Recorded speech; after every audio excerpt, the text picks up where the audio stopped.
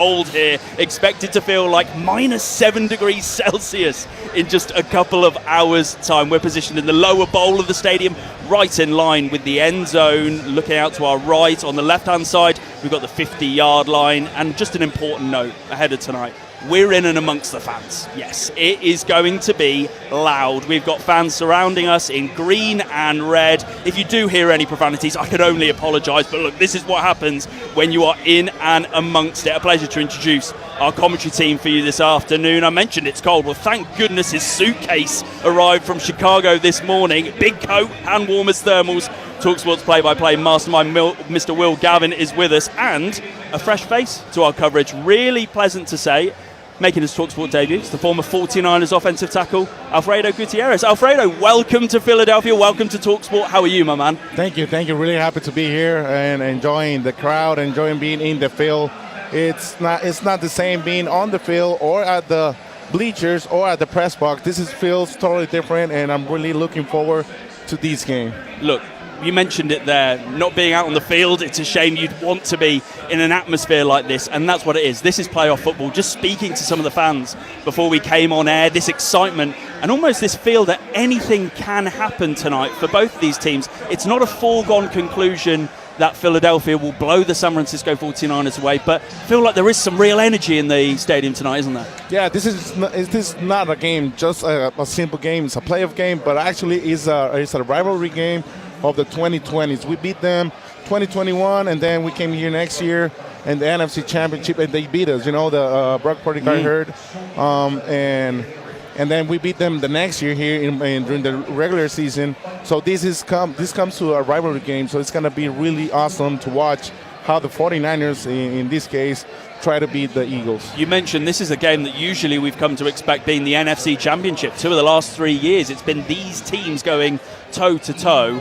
Look, I think there's some big inactives news that I wanted to dive in with you straight away. Let's start with the 49ers. Trent Williams tonight, he is active. He's been dealing with that hamstring injury. Very touch and go. He sustained it against the Chicago Bears. He misses that game, the shootout for the number 1 seed with the Seahawks. But tonight, he does feature when the 49ers need him most. How big a boost is it to have Trent Williams on the field for San Francisco? It's not a lie. The injury situation advantages the Eagles, but right now having Trent Williams playing with this offense is going to make something great, because having Trent Williams on the offense, it makes the communication even better. The protection, it gets better. You don't have to send 2 guys for the left side because you have Trent Williams, you know, or you don't have to stay with George Kittle to protect the pass rush. You can send him away to a flat or to a sim. So having Trent Williams on the field is going to be a great opportunity for the Niners to showcase how they run.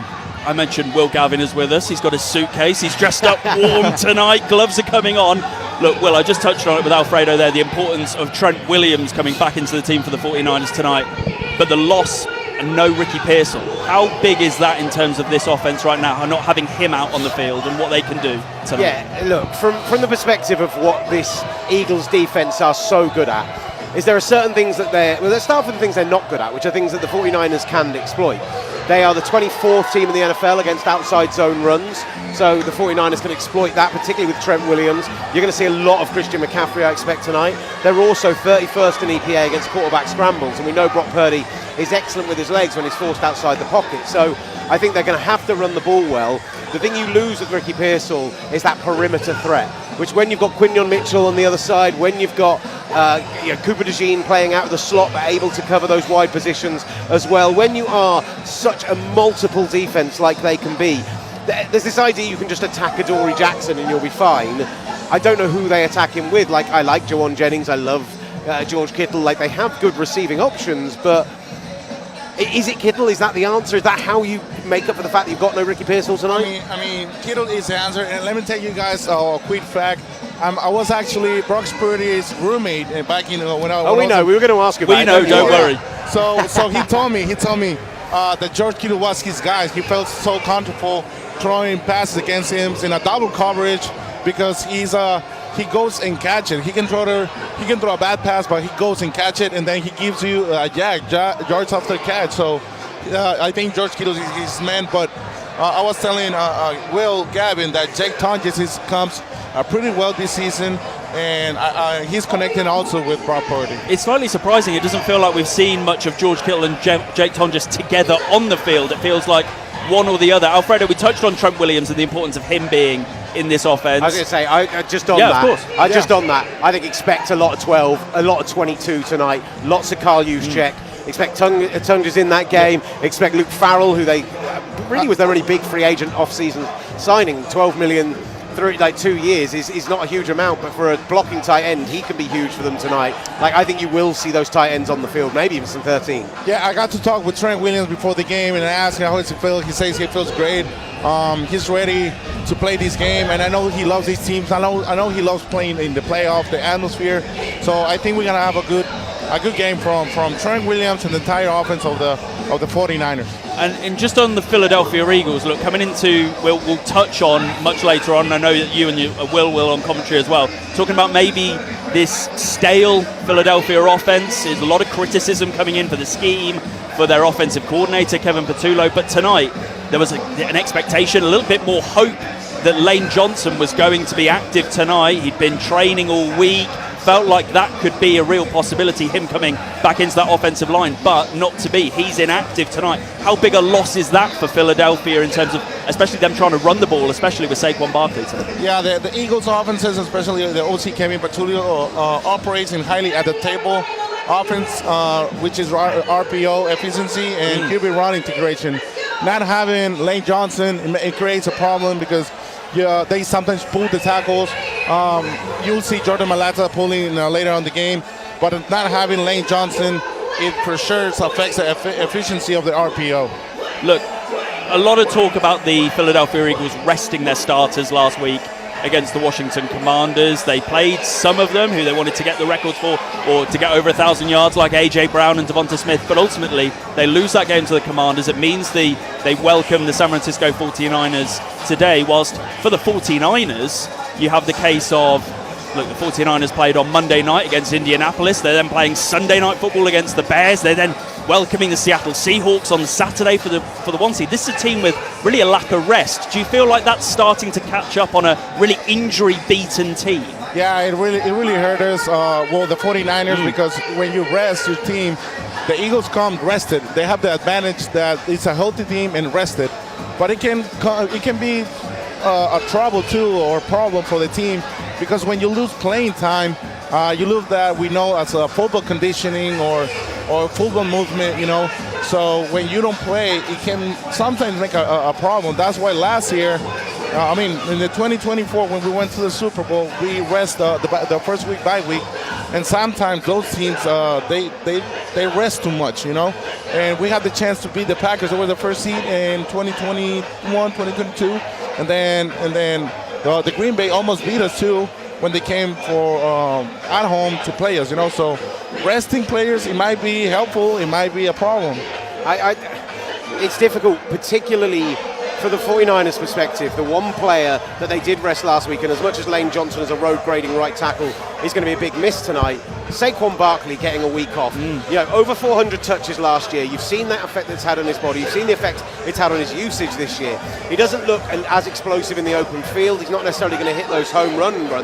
But the 49ers back end, the back seven this year, the tackling has just not been good enough without Fred in there, without obviously Nick riding pass rush and getting after the passer. The safeties and linebackers have had a real problem with missed tackles. Most missed tackles in the NFL by some distance, and definitely most missed tackles in this playoff field. And that concerns me when you've got Saquon Barkley. If he gets to the second level, you need to know that you've got a guy there who can wrap him and take him down in one go. And I really fear that that's not going to be the case. Back on I wanted to mention the tackles point, because this offensive tackles matter, right? Yeah, of course. Yeah. Since Trent Williams came to the 49ers, when he's in the team, they're 61-32. When he's not, it's basically a win record of over 600, which is Super Bowl 4. When he's not in the team, they're 4-13. When Lane Johnson isn't in the Eagles team, they again have a record above 600, 110, 57-1. When he's out of the team, 18-27. Like, they are huge players to what these two teams do. My overarching feeling about this game in this raucous atmosphere, as it is really starting to build up inside this stadium, is that issue of the 49ers defense I more than shade that to the Eagles. It's on the other side of the ball where we're going to have to see Shanahan perform some magic. Look, you mentioned there, Will, the atmosphere really starting to build here at the Link. We've got Snoop, the mascot for the Eagles, getting the fans up and ready. We've got towels twirling in the air. It is a sea of green, but there are some flecks of red in this crowd tonight. You know what gets me going? The Rocky song. When they put the Rocky song, it gets me going. It makes me feel that I don't know, I'm in the movie or something, but even the 49ers players, I like it because it creates an atmosphere incredible what we're seeing here in the Lincoln.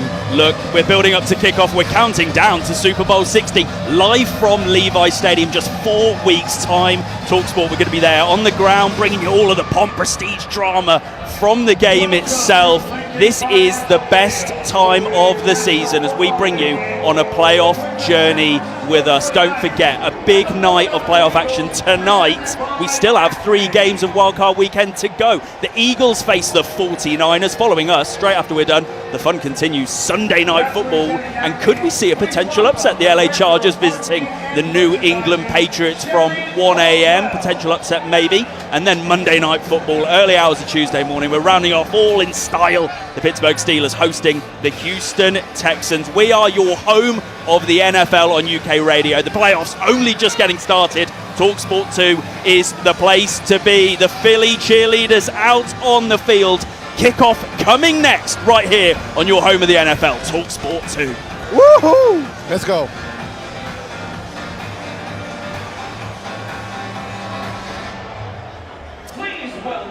Have you spoken to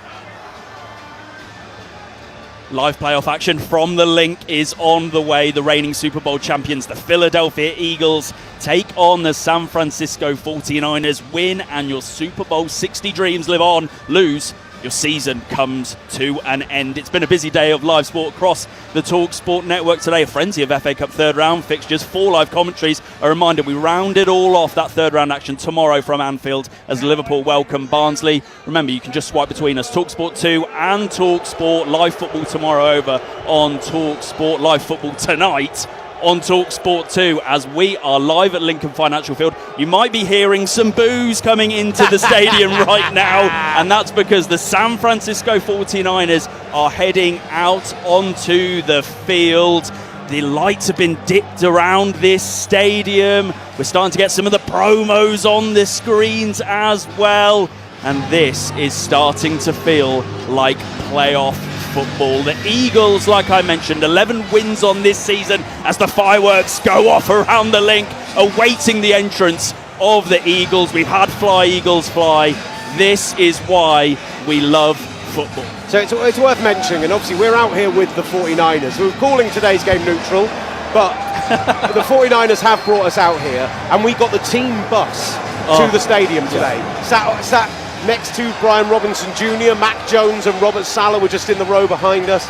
And what I will say is, looking at the 49ers come onto the field there were some boos, but early doors, the hostility not quite what I was maybe expecting, and I'm sure we will get as this game goes on. I just thought there was a general calmness, right? Getting on that bus and driving around the blocks of central Philly, having Philly fans cycling alongside us, flipping us the bird, shouting go Birds, followed by quite strong expletives that I will not repeat. Like, the 49ers players were getting into it, they were enjoying it, they were having some fun with it, and that's, I love that atmosphere about them. But we also got a bit of time with the Eagles on the field, and they are feeling themselves here. This is huge today, right? From an Eagles perspective, they know that they have got a tough road if they're to go to the Super Bowl, right? They are going to have to potentially go on the road to Seattle, and in their 3 Super Bowl appearances, they have never won a road playoff game. They have all come as a top seed. They have all come as they have won all of their games here at Lincoln Financial Field. They need to win tonight, obviously, but they need to, I think, impress, I think really put their foot down, really show everyone that this is the Eagles team that won the Super Bowl last year. This is the team that have that much passion, that much ability, that can just clobber teams, because when they go on the road to some of those other teams that are still in the playoffs, I don't think they're going to be scared of this Eagles team. Well, I think that's the thing. The Eagles need to find their swagger, and I think a lot of their fans feel this team have taken their foot off the gas, especially Jalen Hurts, him as a running threat. Do you expect to see more on the ground from Jalen Hurts today, Alfredo? I can see more RPOs, of course, but not seeing Lane Johnson, everything changes.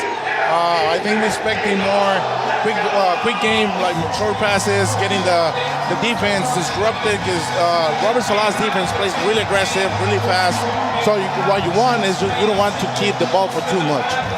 And right now the Eagles head out onto the field, waved on by this host of supporters. Like I mentioned, it is a sea of green at the Link tonight. Brandon Graham, legend of this team, coming back out of retirement, leading the team out onto the field, and we're going to see some of the starting lineup, some of these players announced as they walk on. Just a reminder, by the way, 4 exclusive player interviews and plenty of reaction to the big stories like Wildcard Weekend, as well as all of the build-up to Super Bowl 60. Make sure to check out the TalkSport USA YouTube channel, which we are live on right now. You can watch us, you can watch Will Alfredo calling the game. We're also live on TalkSport 2. And over on TalkSport USA, we have a weekly podcast with Will, Ollie Hunter, Sam Harris, across the formation, breaking down all those big news and storylines. Make sure to like, subscribe, so you do not miss an episode, and you do not want to miss the drama of playoff football tonight. Live here in Philadelphia as some of the starting players head out onto the field. Big day for Fred Johnson. Huge. As he heads out, looking to replace Lane Johnson. And I know we speak about the offensive line, but I think it's really important because this is an offensive line who have always had a great run game, great being able to protect their quarterback. And the slight change this year, no Mekhi Becton, he moves on. Tyler Steen comes in, Fred Johnson as well. Can the 49ers cause them any issues with their pass rush? What do you make, Alfredo? Can this 49ers defense cause them issues? The key what the Robert Saleh does is he compresses the pocket, he stresses the tackles. What you don't want is to rush upfield, because these tackles, especially Jordan Mailata, I've been watching playing, he only gives 2-3 steps and he turns to you, and you have a big gap to run as a quarterback, So this offense has to maintain the run, be aggressive up front, keep the combos continuing to the second level, so the Eagles have a chance against this defense. Huge reaction for A.J. Brown coming onto the field. Huge reaction for quarterback Jalen Hurts, who comes out wearing that headband, hyping up the crowd, getting loud, getting Larry as he comes and greets all of those Eagles players at midfield. We've got a bank of fans right in front of us here, to the point where I think when anyone watching on YouTube, when they get onto the 10-yard line, I think I'm probably going to have to stand on this little ledge to be able to call I won't need it. I won't need it. Yeah. 6'9" Alfredo Gutierrez stood next to me. Isn't going to need that in any way, shape or form. But this city expects tonight. This city has had a huge, we've only been here 2 days, but the passion of everyone you speak to is an Eagles fan. they need this, but they also believe that this team is good enough to be playing in Santa Clara in February, and tonight they need to prove it. This is a huge opportunity, like you mentioned, to go back to back. Right now, the American flag unfurled on the field as we await the national anthem. Players heading out to the sidelines. A special atmosphere, and the national anthem to be performed by Lauren Talese.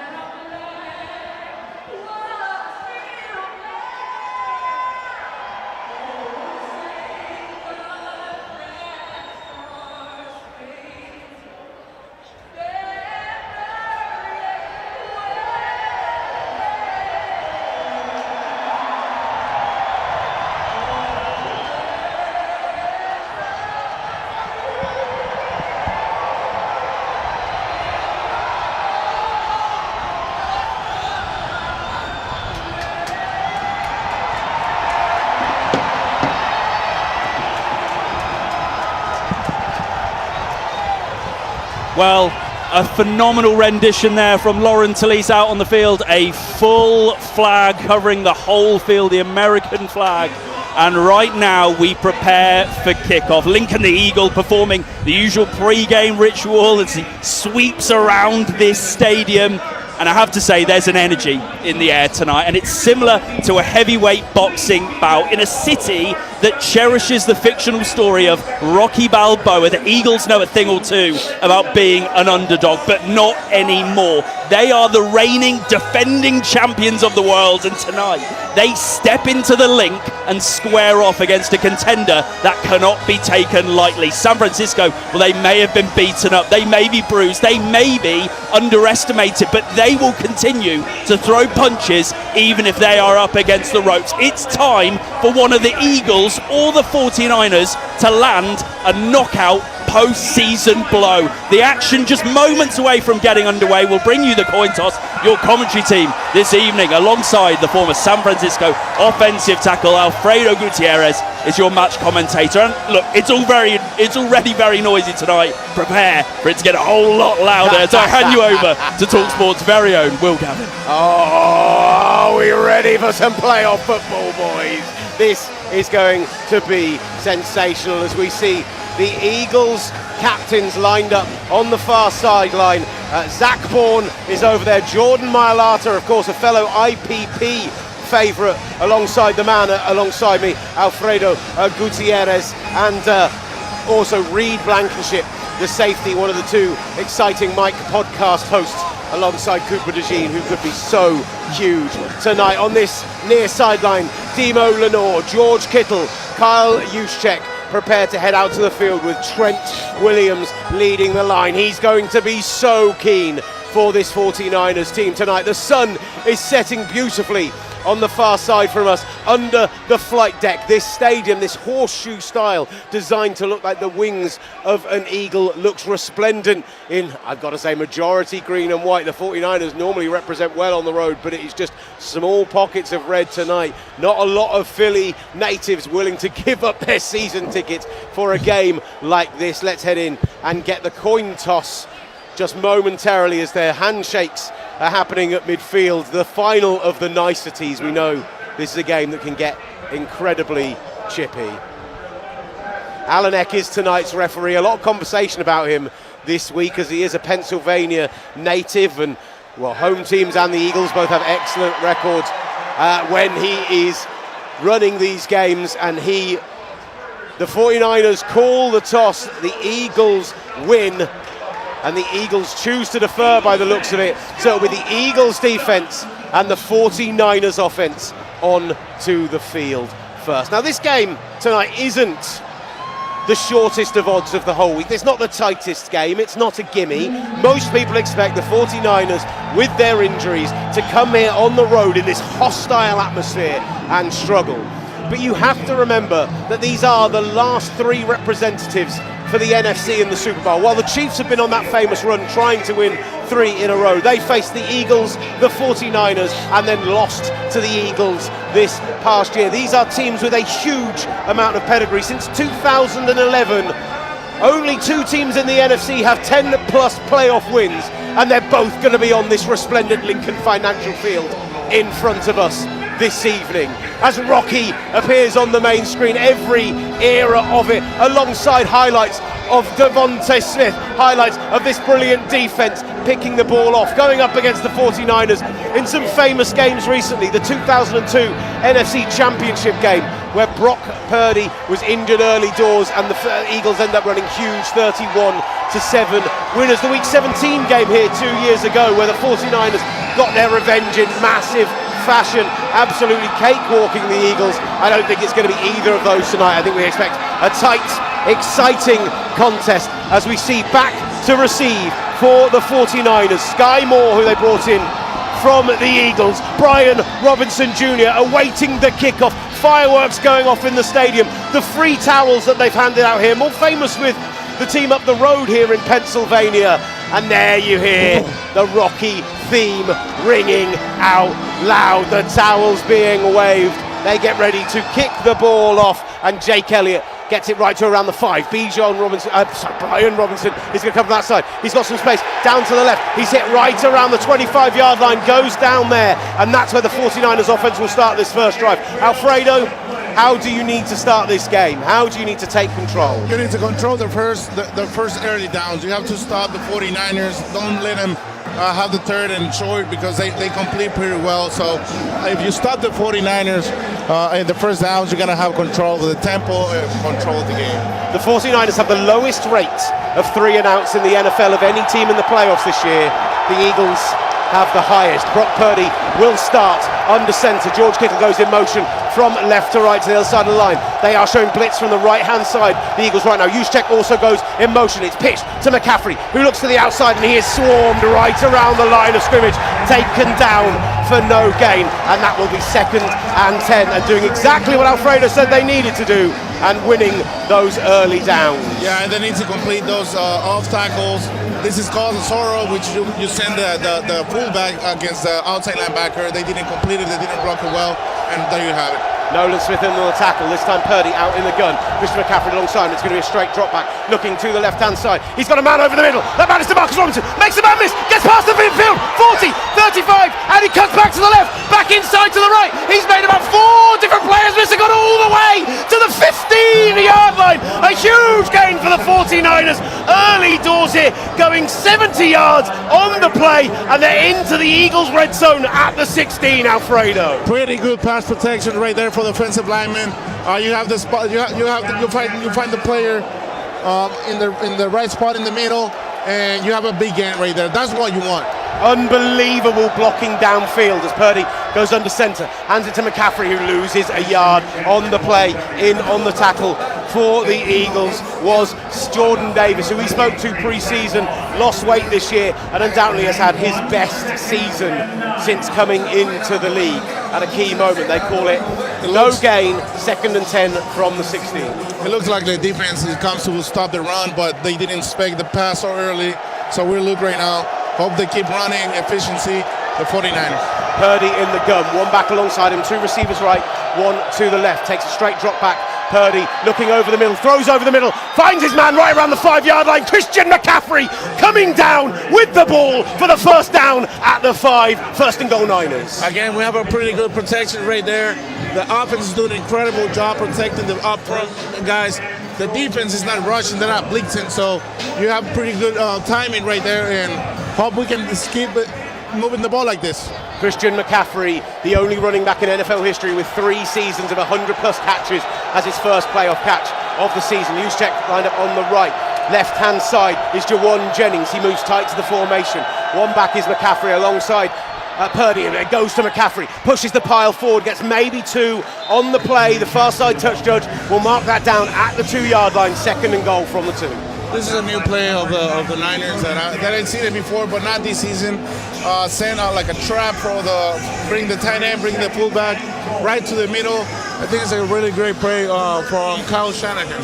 22 personnel on that play. Juszczyk, Kittle, all pulling across the formation as the home fans are being encouraged to make some noise. If you're watching on YouTube, I hope you can still see Alfredo when I have to step up onto this ledge because I can't see past the fans in front of us. Purdy onto centre, Jawan Jennings in motion from right to left, fakes the handoff, looks over the middle, DeMarcus Robinson back in the end zone, touchdown Niners, opening a drive of this game. They go 74 total yards and put 6 on the board. What a way to kickstart things for the road underdog Niners. Unbelievable drive for the 49ers. Great all-line all across the front.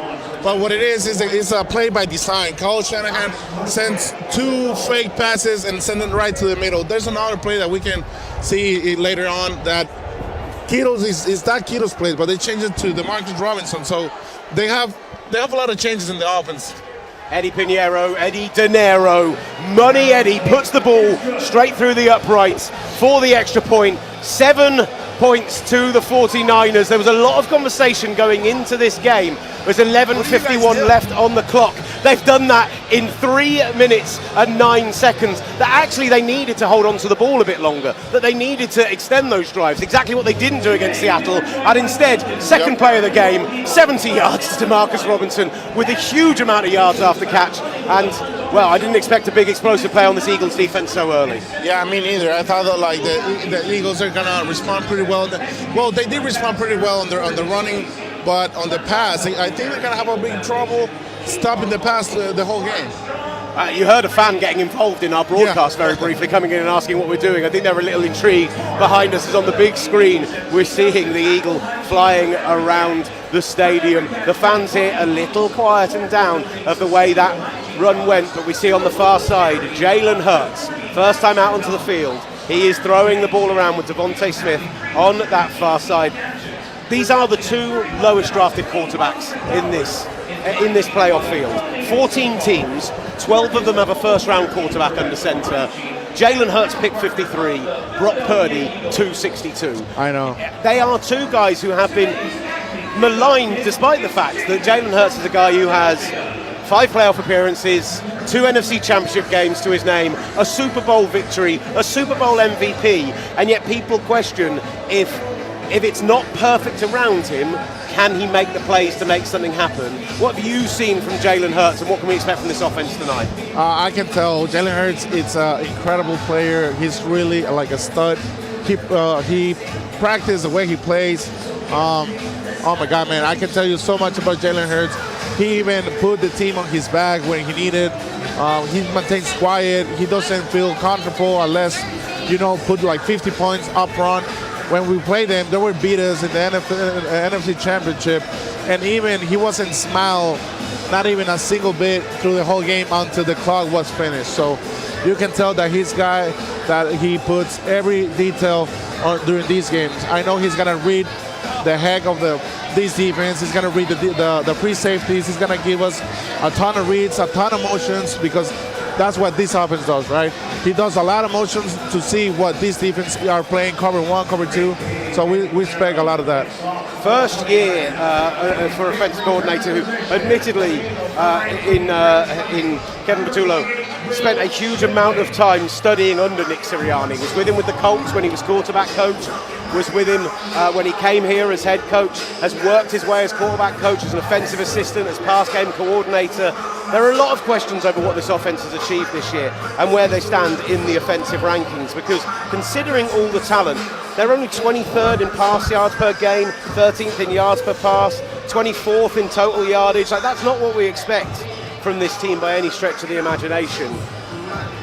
Yeah. And I wonder tonight if going against an undermanned 49ers defense they expect to feast. Eddie Pinheiro is going to kick it all the way to the 5-yard line, and the ball will come out. 18 for the Eagles, steps inside, makes a man miss. Brilliant special team play out past the 35-yard, gets to about the 36 Britton Covey, and that's where Jalen Hurts will start this next drive. This new kickoff has really lent a huge amount more of these big plays happening, a huge amount more opportunities. But the 49ers have been a team who, under Shanahan, have consistently finished right at the bottom of the special teams ranks.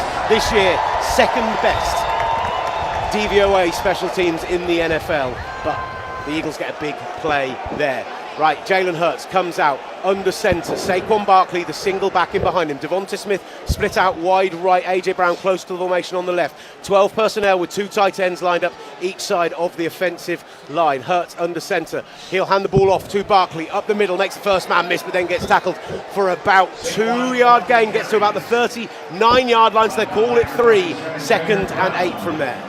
Yeah, great defense right there. We're seeing, what number was it? 27, Jair Brown. Jair Brown coming up and couldn't making the see tackle. from here, but yeah, he needs to step up his game, man. This is a Niners defense that have struggled with tackling, and that's a reassuring first down if you're a Niners fan. 3 receivers split to the left at Dotson, Brown and Devonta Smith. In the gun, hands the ball off again to Saquon Barkley, who makes a step out to the right hand side. Absolutely no one on that side. Malik Mustafa trying to close it down as he gets to the 35-yard line and goes out to bounds just inside the 49ers 35-yard line. As he bounced to the outside, the entire 49ers defense collapsed onto the right-hand side of the Eagles line, and Saquon Barkley had acres of space. Malik Mustafa gets across and makes what is a touchdown-saving tackle. Yeah, Lenore didn't set the edge pretty well there, and they took advantage of it, and they hit the Niners with a pretty good yardage. Delighted to welcome our listeners from TalkSport. Thank you for giving us a moment of your night on Trans-Euro Express as we're here at Lincoln Financial Field in Philadelphia for a huge playoff matchup. The 2 teams who have represented the NFC the last 3 Super Bowls in the Eagles and the 49ers. Early doors, DeMarcus Robinson with the receiving touchdown from the 2-yard line for the 49ers. And now the first drive for the Eagles, they're down to the 32-yard line of San Francisco. 1st and 10 from there. Jalen Hurts in the gun, gives it to Barkley again. 3rd run for him, makes one cut inside and is wrapped up by Bryce Huff for about a 2-yard gain. Matt Pryor is into the game for Fred Johnson. So it looks like Fred Johnson has switched across to... Yeah, Fred Johnson, was there something happened to him? Matt Pryor came in as a right tackle. He was with the 49ers a couple years ago. He can play pretty well guard and tackle, and he's right now playing as a right tackle for Fred Johnson. So changes to that offensive line, but the 49ers are struggling with their pass rush this season. The tight end moves from left to right. 2 receivers. Devonta Smith left, AJ Brown right in the gun, fakes the handoff this time to Barkley, throws it looking for AJ Brown on that far side. First down, Eagles inside the 20, inside the red zone for about a 9-yard gain, and they'll call that 1st and 10 from the 17. I'm Will Gavin, alongside me Alfredo Gutierrez, former offensive tackle of the 49ers, former roommate of 49ers quarterback Brock Purdy, giving us his insight. He's been fantastic so far, and you can catch us on the TalkSport USA YouTube channel, where you can watch this commentary along live from Philadelphia. In the gun, Jalen Hurts stomps his foot, hands the ball off to Barkley, fakes it, rolls out to the right hand side, he's under some pressure, finds his tight end right around the 15-yard line, maybe a 2-yard gain on that one. Dallas Goedert with the catch. He missed that game last week, but he's wrapped up by Sam O for a short gain. In fact, Bryce Huff on that side making the tackle. I think Aaron Kendricks right there playing pretty well. He was a good add for this defense, since we're pretty 49ers is pretty hurt in that corp. So Eric Hendricks right there making a good tackle. This is the best red zone offense in the NFL in terms of conversion. 31 touchdowns on 44 trips to the red zone. They now have 2nd and 6 from the 13. Hurts in the gun, has Barkley, looks away, toss play to Devonta Smith on the jet sweep, cuts back upfield, wrapped up by the 49ers and tackled out of bounds for about a 3-yard gain. Ball gets down to the 10-yard line. It's going to be 3rd and 3 from there. If San Francisco can stop the Eagles and hold them to a field goal here, that would be huge. But if they gain a yard or 2, then we're in tush-push territory. Yeah, I was about to say that. When you're like a 3rd and 2, 3rd and 1, it's really tough to stop this offense. 49ers lining up 4 down rushers. Jalen Hurts has gone 5 wide. Barkley has lined up behind AJ Brown on the right-hand side. In fact, comes to join Jalen Hurts in the backfield lineup in the offset eye. Devonta Smith to the left, Jahan Dotson that side as well. Hands the ball off to Barkley, makes the man miss, steps up to the left, gets past the tackle and gets to the first down, Philadelphia. It was a hard-fought first down from this superstar running back, but he gets inside the 10. Garrett Wallow in on the tackle for the 49ers, and it's going to be 1st and goal from the 7 for the Eagles. Right there, Barkley following the offensive lineman backs, finding the gap to run and keep the feet moving. You can see him right there, moving and hitting the. Arthur Collins actually is playing pretty well, but right now he's being pushed again from Jurgens, Cam Jurgens, Jordan Mailata, the left-hand side of that line, can bully you in a big, big way. 1st and goal. Jalen Hurts comes out under centre. 3 tight ends lined up to the right of the formation. He's going to pitch it to Barkley on that side, who cuts out to the left and is tackled right around the 2-yard line. Malik Mustafa, for the 2nd time on this drive, makes a touchdown saving stop, and they get down to the 4-yard line, a gain of 3, 2nd and goal. Man, this offense is playing pretty well. They're running through the middle, outside zone. They're pitching the ball from the outside. They just don't give any play away. Curtis Robinson in on that tackle as well. These linebackers, many of whom have come up off the couch in this case for the San Francisco 49ers, but making plays early doors. 2nd and goal from the 4. This time Jalen Hurts comes out under centre with Barkley, the single back behind him. He's got AJ Brown to the right, gives it to Barkley, cuts upfield to the left, down to the 1, almost is he across the line. They're going to mark him down just inside the 1. It's a 3rd and 1 to the Philadelphia Eagles, and that means we are very much in push territory with Jalen Hurts. Yeah, you're correct. And right there again, when we talk about it against the tackle, it's a bit of hurry up from the Eagles to stop them from rotating in. It's going to be a handoff on the sweep around the left-hand side. Dallas Goedert rolls into the end zone. Touchdown, Eagles! They faked that they were going to hand the ball off to Saquon Barkley. Dallas Goedert comes in motion on the sweep, and he is untouched into the end zone. 7-6. The Niners lead the Eagles with the extra point to come. Yeah, he couldn't run all the way to the touchdown, out untouched, but he protect the ball, kind of walk inside the end zone. But you can let everybody's expecting the run from the middle. Then he keep it away as a little bit sweep, and you can see right there Goddard making the touchdown. 2 very different offensive drives. The Eagles with 46 rushing yards on that one as the extra point goes up and is no good from Jake Elliott. He misses wide left, and it turns out the 49ers are going to maintain that 7-6 lead. So as I was saying, the summary of that drive, 46 rushing yards, 17 passing yards, a clean game so far from both these teams with no penalties, but it's those explosive plays that have been the huge key. Saquon Barkley with a huge run to the right, Demarcus Robinson with 2 big catches on the opening drive. Have we got a shootout on our hands with 6:16 left in the first quarter? We're bringing it to you live and exclusive from here in Lincoln Financial Field, live on TalkSport 2.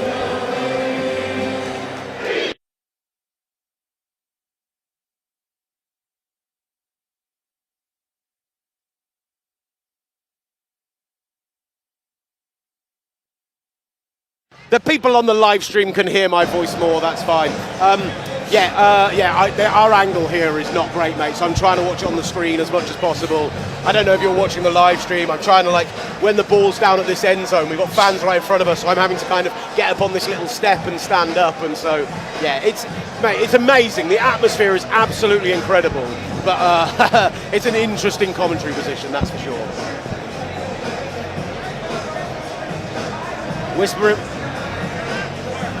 Whisper in my ear. Great that TalkSport came across. Whisper in my ear, text me, whatever you need to. I've got WhatsApp open in front of me, so yeah, just communicate me with however you like, sir.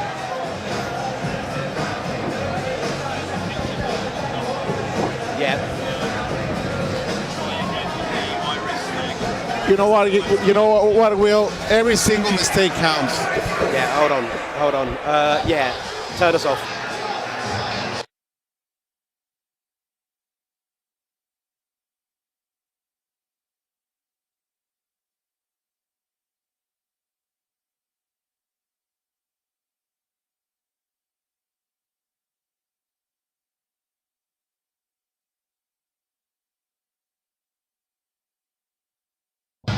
We might be slightly out of focus sometimes, but that's just, there's no other way to get it to look brighter. So you just have to open up the lens, which means like Alfredo might be out of focus sometimes, and like it's fine.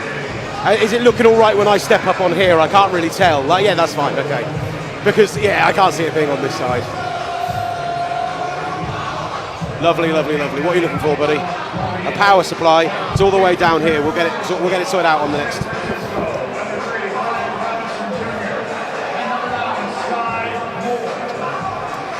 You're back with NFL Live on TalkSport 2. Will Gavin here at Lincoln Financial Field, where the San Francisco 49ers lead the Philadelphia Eagles 7-6 with 6:16 left in the first quarter. DeMarcus Robinson's 2-yard touchdown grab after a 61-yard catch and run that was just sensational on their opening drive. And then Saquon Barkley saying, anything you can do, I can do just as well, being a big explosive for the Eagles, getting them down into the red zone, and Dallas got it with the rushing touchdown. Now Brian Robinson going to bring this kickoff out on this left-hand side. He has got space out there, gets to right around the 25-yard line, goes down maybe at the 27. Good special teams from the Philadelphia Eagles, and for the second time tonight, we're going to be seeing this Brock Purdy-led 49ers offense. Last week, just 3 points, the lowest in the Kyle Shanahan era. Below 200 yards, the lowest in the Kyle Shanahan era. I think coming out and getting a touchdown on that first drive, getting the full 75 yards as well, the mentality for them absolutely huge as they start this drive from the 26-yard line. Purdy under center sends a man from right to left is George Kittle. Now Kyle Juszczyk in motion. Toss out to McCaffrey. Has Juszczyk ahead of him. Makes a cut up inside and he's swarmed right around the line of scrimmage. Gets maybe 3 on the play out to the 30-yard line. They're going to call it 2nd and 6 from the 30. This Eagles defense early doors is swarming the run well. Yeah, but right now they stretch the defense pretty well, and McCaffrey hit the cutback lane on time. That's how he got like a couple yards. 4 yards on first down is fine. As Purdy looks out to the right side, Kittle is there. Loads of contact on that side from Quinion Mitchell, but no flag comes in. That was very touchy to me. Quite a big hand of jersey from the angle we can see here. But they're going to call it an incompletion, and it's going to be a 3rd down. And you listen to the noise in Lincoln Financial Field for this 3rd and 6 as they wave their towels, as they get loud trying to put off this 49ers offense, who come out with Purdy in the gun. McCaffrey alongside him. Kittle moves from left to right. 2 receivers on the right, 2 receivers on the left. Purdy, it's going to be a straight drop back. He looks that left-hand side, finds DeMarcus Robinson right around the first down marker. He's going to be about a yard short on it. They'll call it a 4-yard gain. 4th and 2. Adoree Jackson in coverage, and the punt unit will come out for the first time tonight. Thomas Morstead had a very quiet December, then punted a lot against the Seahawks, and it's the first time we're going to see this legendary punter tonight. Yeah, that's a situation you don't want. You don't want to be in 4-1 in your own area. That's why you want to punt. But yeah, you will see in December they didn't punt at all, and we need that rhythm again so they can score more points. Purdy clean in the pocket, lots of time there, so they are doing a good job blocking up front as Morstead receives it right around the 15. High end over end punt is going to bounce just at the 31 and go out of bounds at the 32. A short punt comparatively by Morstead standards, didn't get all of it, but you have to say the wind in these conditions, the flags on top of the poles are absolutely flying. That was an into the wind kick, and I think you saw it catch the wind partway through and go out of bounds on that far side. Right now we're going to see how the whole game is going to be. If the defense can stop this run of the Eagles, we're going to have a good game. If the 49ers don't find a way to stop these Eagles, it's going to be tough for them.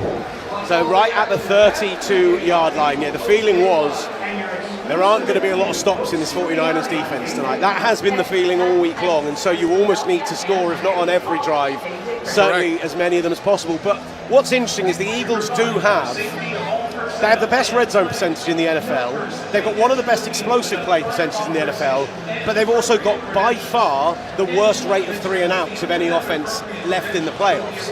And what that says to me is that they are boom or bust. That says to me, like, you're going to get 8 drives in a game, and 5 of them are going to be punts, and 3 of them are going to be touchdowns, or 4 of them are going to be punts, and 4 of them are going to be touchdowns. And it's the 49ers need to keep that balance in the negative for them. Otherwise, they are going to struggle today. Yeah, what I saw on film, if you stop the Eagles' rhythm, you can have a game, you can have a match. But if the Eagles keep going, keep running, last year was the world champions, and they can show it right now, right here in the playoff, that they're made of what they're made of.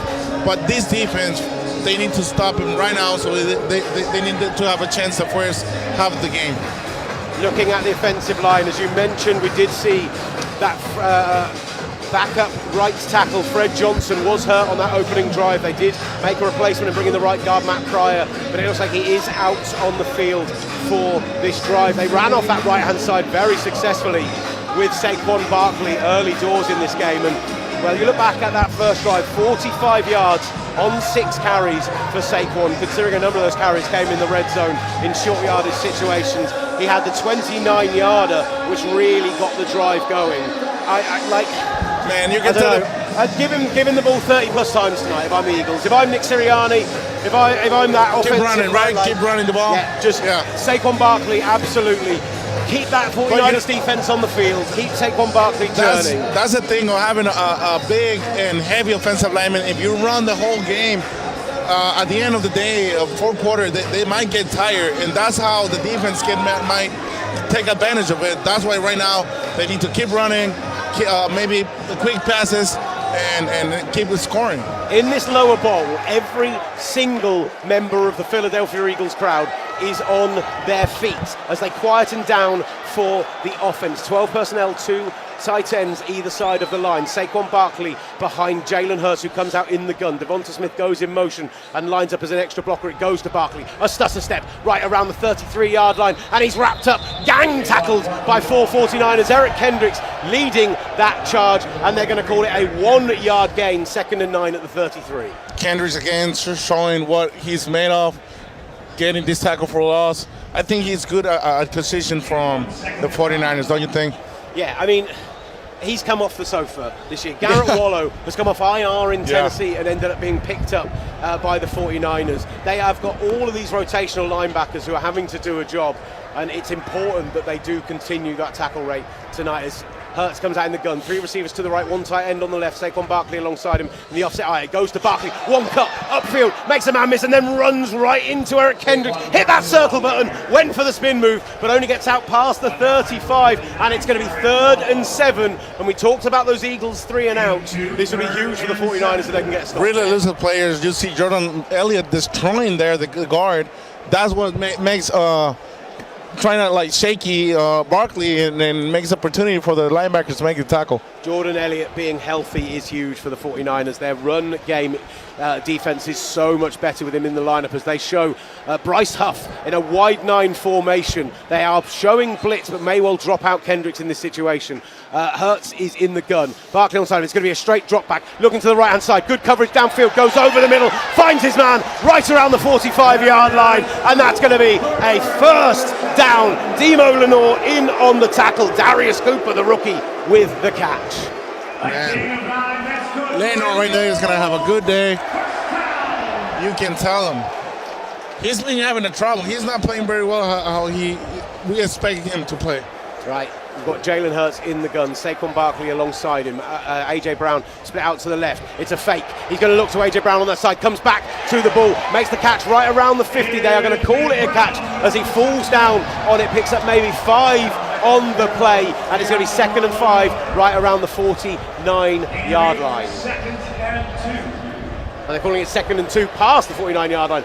They've given him forward progress as he does. He's done a really good job there, A.J. Brown, as we see the replay from this side, of actually getting back upfield and getting into 49ers territory again. 2nd and 2 then it's going to be from the 49ers 48. Hurts comes out under centre. Tight formation, condensed with A.J. Brown on that right-hand side, 3 tight ends, and you're running back in Saquon Barkley. It's a fake. He's looking to A.J. Brown. He's looking for a deep shot. Downfield, Jalen Hurts goes for all of it, and it falls incomplete right around the goal line. Dallas got it in the area. Demo Lenore in coverage, but on the 2nd and 2, it's what happens if you win 1st down. You can take those shots. You can really try and pull something off and try and do get that kind of big chunk play. He definitely tried. There was nothing there, but he definitely tried something to pull, because right now it's 3rd and short. they're pretty good on third and short, so they know they have a pretty easy first down right there. The initial in-break from A.J. Brown, I think, was the first read, and the 49ers covered that really well. But he had two men streaking downfield off that left-hand side, and it's going to be on that left-hand side that A.J. Brown lines up opposite Demo Lenore. A back and a tight end alongside Jalen Hurts in the backfield. It's going to go to Saquon Barkley. He's tackled right at the line of scrimmage, right around the 48-yard line. Big tackle from the rookie C.J.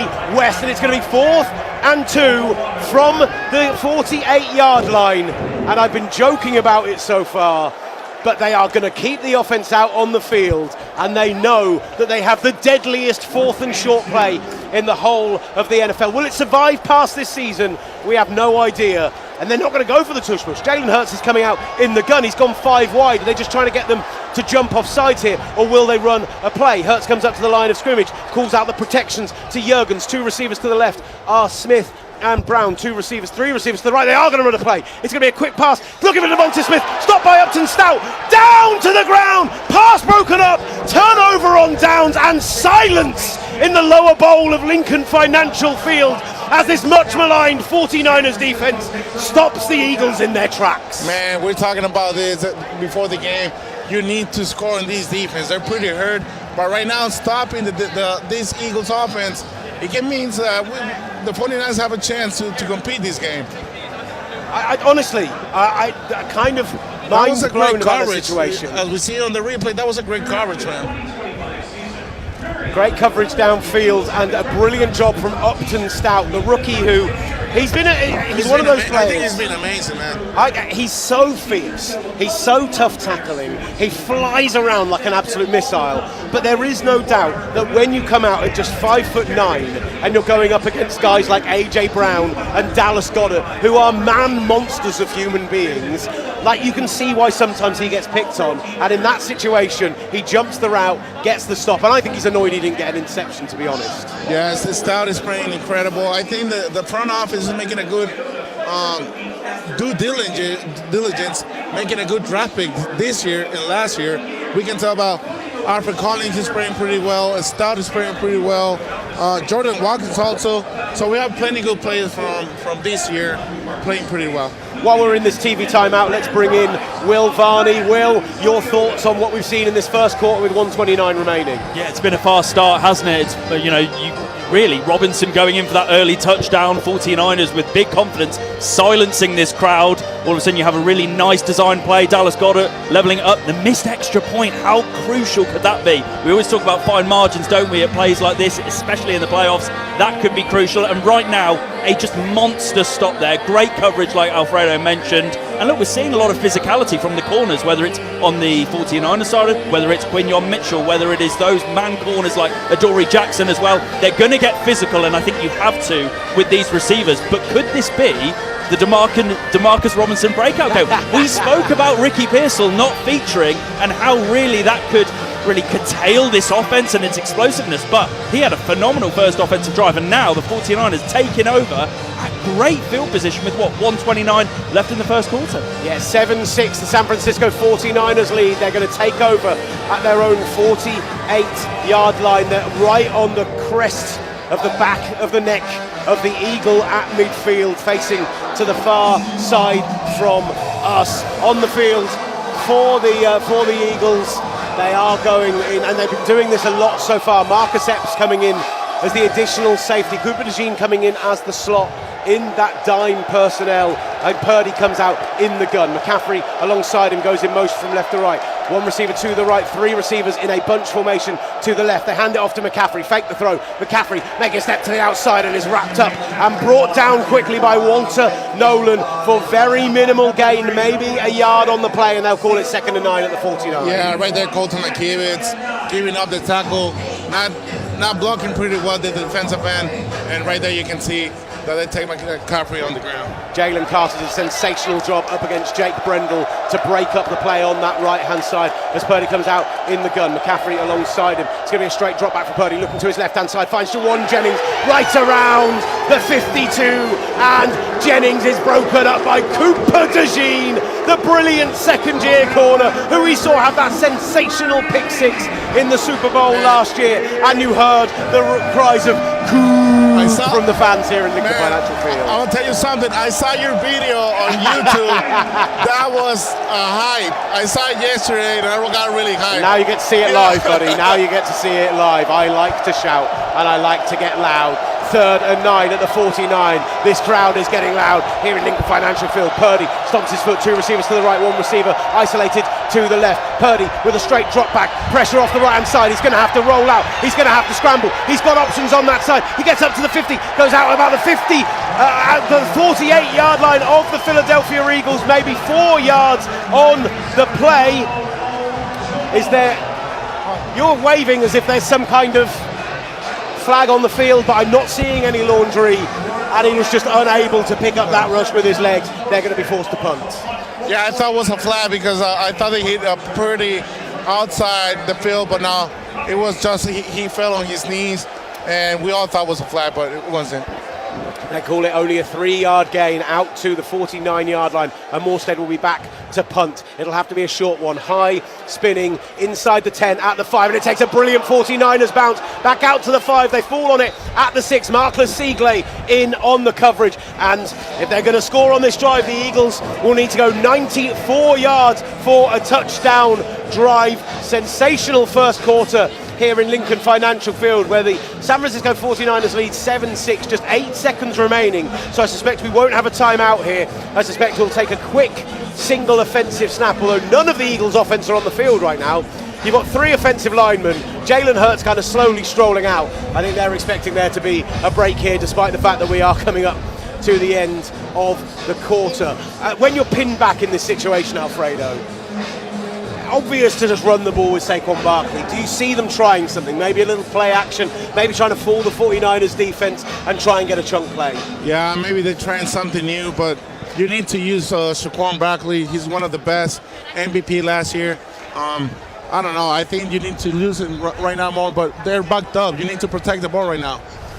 Right, Jalen Hurts comes out in the gun. He's got Saquon Barkley alongside him, 2 receivers to the right, 1 to the left is A.J. Brown. Dallas Goedert lined up tight to the line on the left-hand side. Calls for the snap, 8 seconds left in the quarter, sends Goedert in motion. It's going to be a straight drop back. He's going to look to the outside to A.J. Brown, right around the first down marker, maybe a yard short. Demo Lenore in on the coverage. They'll call it an 8-yard gain, 2nd and 2 at the 14-yard line, and that is where the first quarter will come to an end. Across the course of this week, the Eagles have gradually become a bigger and bigger favourite on this line. The money has gone behind them. The fans believe the 49ers are coming in here too banged up, but right now both these teams giving a brilliant account of themselves, both scoring on their opening drive. 7-6 game, the 49ers lead the Eagles, Will Varney, and as I kind of consider the 2 stops that we've had on that drive as well, both defenses also showing up. This is as tight as it could have been early, Dawn. It is, but at least it's been competitive. I think so many people coming into this game thought this was going to be a bit of a rout. The 49ers so banged up, it felt like this offense, even though it's underperformed, they could run away with it. And I think what we've seen is the 49ers have held their own.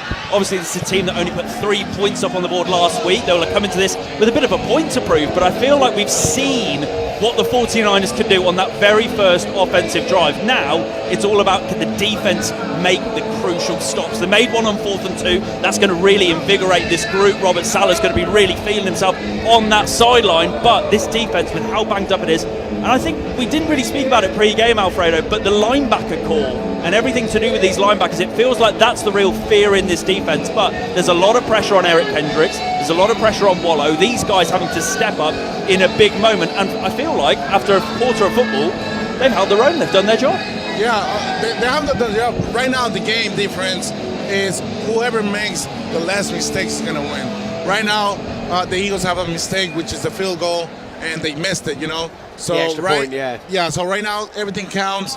Every single play you have to push your hardest, because right now what I can see, the linebackers they're playing pretty well, and the defense is responding to the 49ers. So you have to step up your game as an offensive from the Eagles, but we're gonna see a tough game. And you can't underestimate Saquon Barkley. You know he has that explosiveness. He's able to make big He can plays. break tackles too. Exactly, and that's what they're having to watch out for. And then on the 49ers side of things, can they get the run game going when they head back out? Can it be Christian McCaffrey? Can they get some long runs? Because explosive runs is something this team's really struggled with this year. The conversation going into this game was outside zone is something that the Eagles struggle against. We see a lot of Christian McCaffrey. Just 9 rushing yards in that first half to 77 passing yards. We're seeing straight dropbacks from Purdy. We're seeing them trying to pass the ball early doors. I don't know if that's trying to force the defense to sit back, to allow those running lanes to open up and those opportunities. But it is the Eagles running the ball better so far, and they're certainly going to have to do so if they're going to continue this drive. 2nd and 3 from the 13 as the second quarter gets underway live here at Lincoln Financial Field. Hurts comes up under centre. Saquon Barkley, in fact, he's in the gun. Saquon Barkley is alongside him. 2 receivers to the right, 1 to the left is A.J. Brown. He hands the ball off to Barkley, off the left tackle, gets out past the first down marker, right down to around the 20-yard line of the San Francisco 49ers. That'll be a first down, Phil. Man, Khalil Davis from UCF making a great block up front, getting the double team together and having the opportunity right there to make the tackle. Yeah, it's not a big run, but it's a first down run. It's a successful run, and that is what the Eagles will look to do, is have a long, meaningful drive here and not have to rely so much on those explosives like they have this year. Right, there's something they've seen in the defensive formation they don't like. Jalen Hurts comes up and changes the protection, goes back to the gun. 2 receivers to his left, both tight ends, 2 receivers to the right. Jahan Dotson and A.J. Brown stomps his foot. Saquon Barkley goes out in a route. He looks out to that side. Devontae Smith right around the 30-yard line, right around the first down marker. They're going to mark him about a yard short, I think. It's going to be 2nd and 1 from the 29-yard line. Eric Kendricks in on the tackle, as was Wallow as well. Having Jalen Hurts is having an extra offensive coordinator. He's really smart. There you go. He's got it in the gun again. They run it quickly and they go to Barkley up the middle. He gets the yard he needs for the first down. Demo Lenore in on the tackle. Malik Mustafa in there as well. But that'll be a first down, a 3-yard gain, and they'll move the ball out to the 33-yard line. 34, in fact. 1st and 10 for Philadelphia Eagles. And they're hurrying this up. They don't want to allow the 49ers defense to substitute here as they get Saquon Barkley alongside him. They move Jahan Dotson from left to right in the formation. A.J. Brown on the right-hand side as well. Devontae Smith lined up tight to the formation on the left. Jalen Hurts is changing formation. In fact, you've seen the 2 linebackers, the 2 safeties, for the 49ers have switched side of the field. Now Dallas Goedert's gone in motion. Now A.J. Brown's gone in motion. Both teams have had to completely change their formation as Jalen Hurts, with a straight drop back on 1st and 10, looks to the left-hand side and is forced to throw it out of bounds. I don't think anyone knew what they were doing. They know the 49ers are a new group, so they're changing everything, and they miss the communication right there. You can see Eric Kendricks moving all the pieces around because they don't know what they're doing, kind of. Looking to Devontae Smith on that side. Excellent coverage from Renato Green, who was questionable coming into this game, but does start at that right outside corner position with Demo Lenore from the left. 4 down linemen for the 49ers. The Eagles come out on this 2nd and 10 from the 34, the Lincoln Financial Field.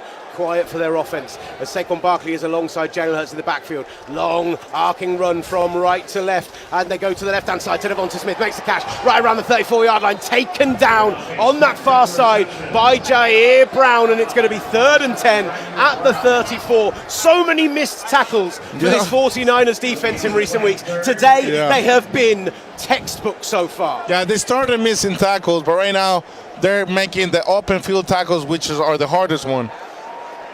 Ball is placed. They do allow finally a substitution on this 49ers defense as Garrett Wallow in on the left-hand side. They're showing 4 down linemen, possible rush off the right-hand side. Jalen Hurts in the gun, 1 back alongside him, 2 receivers to the right in A.J. Brown, and there's going to be a penalty flag thrown. First penalty of the game here. 49ers are all pointing towards a false start, and they come out and indicate, Alanek, that is going to be a false start on left tackle, Australian Jordan Mailata, your buddy. Yeah, man, I seen Jordan plays.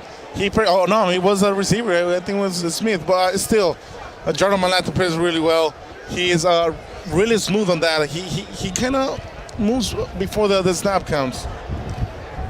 So instead of the 3rd and 10, it's now going to be 3rd and 15, ball on the 29. Kind of down where the 49ers gave up a first down against the Seahawks last week. Can they get a stop on this drive and hold their slender lead? 5 wide, Hurts in the gun. The line collapses on the left-hand side. They do find Devonta Smith right around the line to gain. He is forced backwards, and he's going to be about a yard short at the 49. It's going to be 4th and 1 from the 44-yard line of the Philadelphia Eagles. On 4th and 2, they didn't tush push. Oh, they didn't? On 4th and 1, are they going, to bring out the big boys? Yeah, right now it's coming. Alfred Collins right there. Yeah, 49ers rotating in every player in the 90s. They possibly got Kalia Davis, Jordan Elliott, Alfred Collins, CJ West, all coming into the game. Jalen Hurts gets under centre, 4th and 1 at the 44. Tush push, pushes forward, tush push, successful. I think I was never going to call that before the Eagles home crowd let you know that that controversial of all plays was going to be a success, and it's 1st and 10 around the 46-yard line. I have my 30. I think Jordan Mailata came with the idea because that's like a rugby kind of playing style, right? We'll come to that in a moment, although we are getting an indication of possibly, I think it may be a timeout on the field. Certainly the play has been blown dead. First charge timeout on the San Francisco 49ers. They knew we wanted to talk about the tush push. Yeah. So your theory is Jordan Mailata invented? I mean, he played rugby, and I've seen those videos that they do the same thing. So I wanted to ask him in person. Maybe after the game, I asked him if it was his idea, because that's pretty new. I never seen it before in the NFL. How do you feel about it as a player? I mean, I don't mind. It's what it is about. The NFL, it's you start running the ball. It's about having the power, and if you can use it at your advantage, go ahead and do it, Robert Saleh was asked about it this week, and he said, yes, we've got a plan to try and stop it, but no, I don't think it should be banned. If you do something really well, why should you be stopped from doing it? Correct. Right, they break after the timeout. Ball at the 46, 1st and 10. 11 minutes left in the second quarter. Niners lead 7-6 over the Eagles, but the Eagles have the ball near midfield. Jalen Hurts is under centre. Saquon Barkley is the single back in the backfield. A.J. Brown to the left, 2 receivers to the right, 12 personnel. It's going to be a toss play to Barkley, looking off that right hand side, makes a first man miss, runs into a big defensive tackle right around the 49-yard line, and Cleveland Ferrell comes up absolutely hyped from managing to bring down Saquon Barkley one-on-one. He came all the way around the back of the formation to make that tackle, and it'll be a 4-yard gain, 2nd and 6 at midfield. Pretty good again. The defense right there setting pretty well the edge. Saquon Barkley trying to find the cutback lane, and you have then Cleveland Ferrell making the tackle.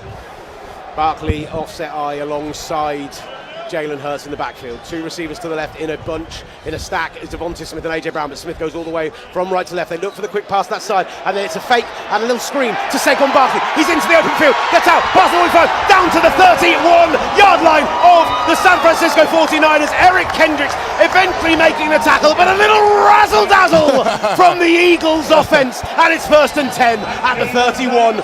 Just you can't have Saquon Barkley in open space. He makes magic happen. He's really explosive, and you have Eric Kendricks right there making the last tackle, but man, Saquon Barkley showing what he's the best. I'm having to get up on this ledge earlier and earlier in the drives. 31-yard line. Jalen Hurts in the gun, hands the ball in the gut to Barkley. Step to the outside, Upton Stout in on the tackle. He gets down to about the 26-yard line of the 49ers. It'll be 2nd and 7 at the 27, they call it.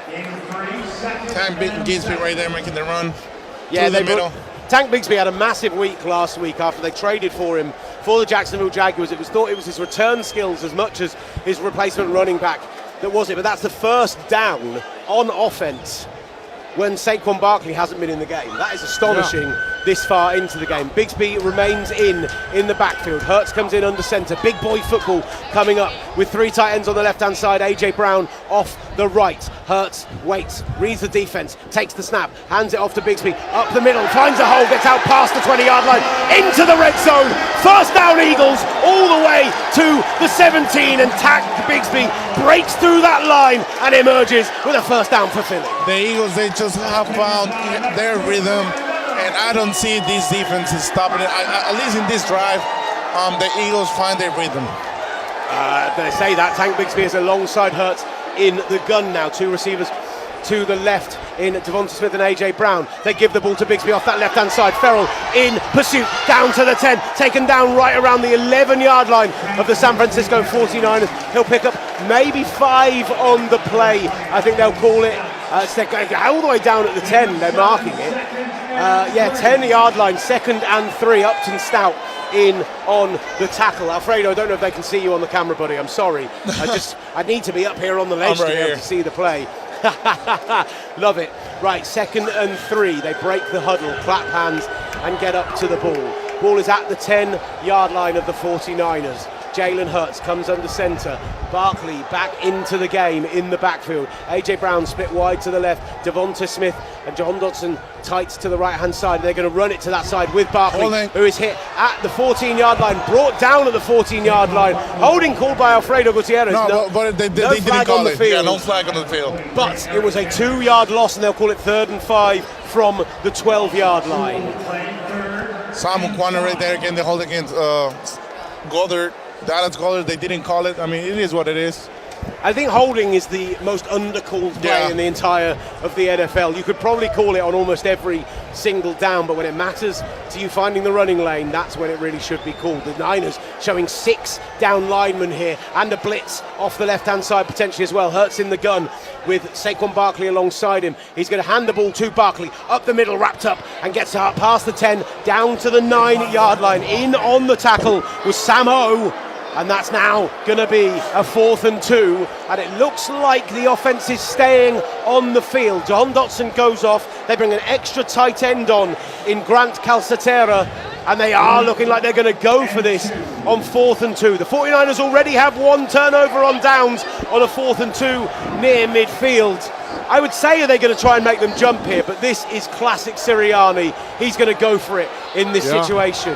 Hurts in the gun. Single back alongside him is Barkley. Goddard goes from left to right in the formation. 12 personnel. Brings Devonta Smith across as well. Takes the snap. Hands it to Barkley. In fact, fakes it. Rolls out to the left. Finds Dallas. Dallas got it at the 2-yard line. And Dallas got it for the Philadelphia Eagles touchdown. And for the 2nd time tonight, the tight end finds pay dirt. And for the first time tonight, the Philadelphia Eagles have a lead with 6:08 remaining. There was a flag on the play. On the offense. Man, that was a good connection right there. It's going to be that they missed it. So it's an illegal man downfield call. Which because the left guard gets all the way up the field. He's the other side of the formation there. I think it's Landon Dickerson gets about 5 yards beyond the line of scrimmage, but that's not the side of the play they're playing to. That's basic errors from this Eagles defense. And suddenly it's a 4th and 7. They're really back. They're really back.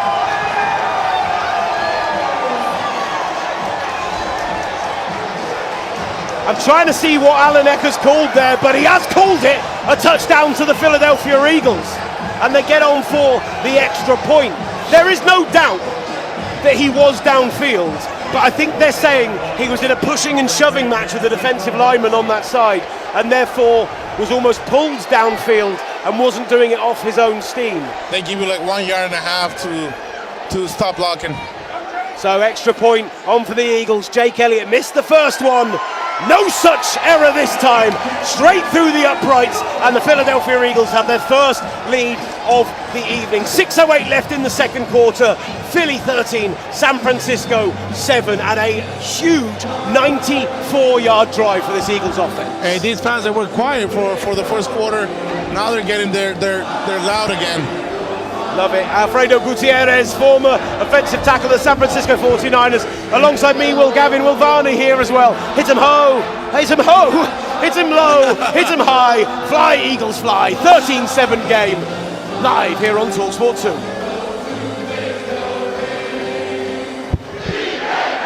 I think I need the cue turning up because I heard you, Ollie, but it wasn't very loud. What was the reason they rolled it out? They brought it back?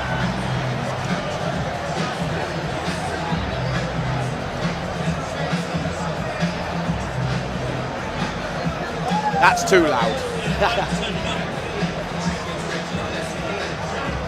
Yeah.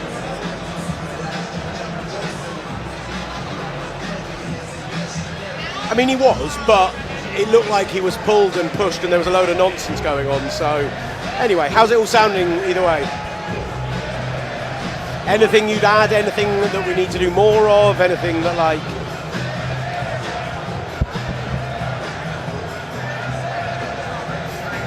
Thank you, buddy, appreciate it. Well, if there is anything, do tell me. Ollie, our producer back at the studio. So me and Ollie started a podcast together when I first started at TalkSport in 2012. This is the kind of nonsense people love on the live stream. If you are on the live stream, I have actually got it up on my laptop. I'll see if we're getting any comments in the YouTube feed, see if there's anything we can respond to there as well. So do give a comment and I'll try and read it, and we will try and read it out. So me and Ollie started a podcast back in 2012 called Tuesday Morning Football, because it's not Monday Night Football for us, it's Tuesday morning. Like, that's really how we both started doing NFL broadcasting. And just through years of battering TalkSport that we needed to do more and more, finally got rights like 6 or 7 years ago, and never looked back. It's just grown and grown and grown. So Ollie is the guy I trust more than anyone else to tell me if I've done something wrong, and to like I will remember this day forever in my life, because it's the first time that I'm doing this. So I'm really happy to do it with you, man. You're the best. Love that, Alfredo. Thank you guys. I said to Will earlier, like, I'm happy to rotate Will in as a third voice as well. Like, I think Will. Okay.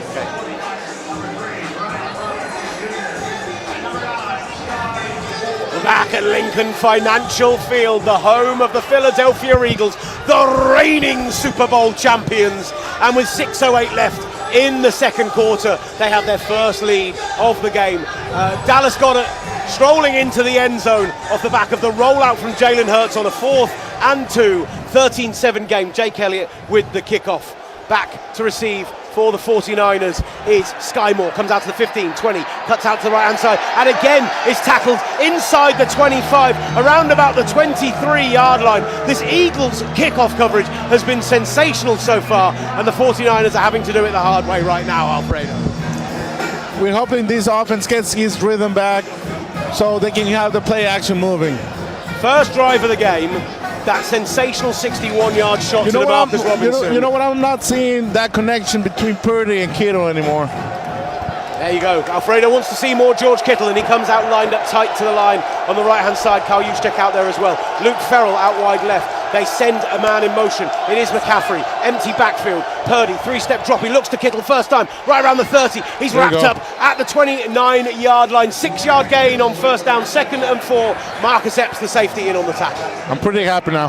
Yeah, there you go. Although you say you're pretty happy, 49er down on the far sideline, and that could be George Kittle. And if it is, that could be absolutely huge. It is George Kittle. Kyle Juszczyk is up. Kittle is down on that side. Luke Farrell is out there with him as well. Christian McCaffrey trying to help him up, but he is down, and he is surrounded now by 49ers players. He's on the Eagles sideline. See if we get a replay. They're not showing anything on the big screen. No, they took it away right now. That can often be an indication of something potentially serious. Kittle's a pretty tough guy. He's holding his Achilles by the looks of it from here. Christian McCaffrey out there, Spencer Burford alongside him as well. This could be a huge loss for the San Francisco 49ers. Not only is he one of their biggest receiving threats, but what George Kittle does in the run game, what he does in blocking downfield, in the short pass game, in the yards after catch game. He threw a huge block on that DeMarcus Robinson 61-yarder getting downfield. Car, man. And yeah, the car is out onto the field, and this might be the end of George Kittle's season, and this could be a huge blow for the San Francisco 49ers. So far, the Eagles have doubled them in total yardage, 182 to 91. 82 pass yards for the 49ers, but 61 of them coming on that huge play to DeMarcus Robinson. They came out and proved the offense could fire on that first drive. As Kittle gets up under his own weight, gets onto the cart. Kyle Juszczyk, his closest friend on the team, puts an arm round him. And the Eagles fans here in this stadium, famous for its hostile atmosphere, are applauding the future Hall of Famer. Brock Purdy out there as well with him. But as he's going to get carted off the field, that's going to be the end of George Kittle's night, and you would imagine the end of George Kittle's season.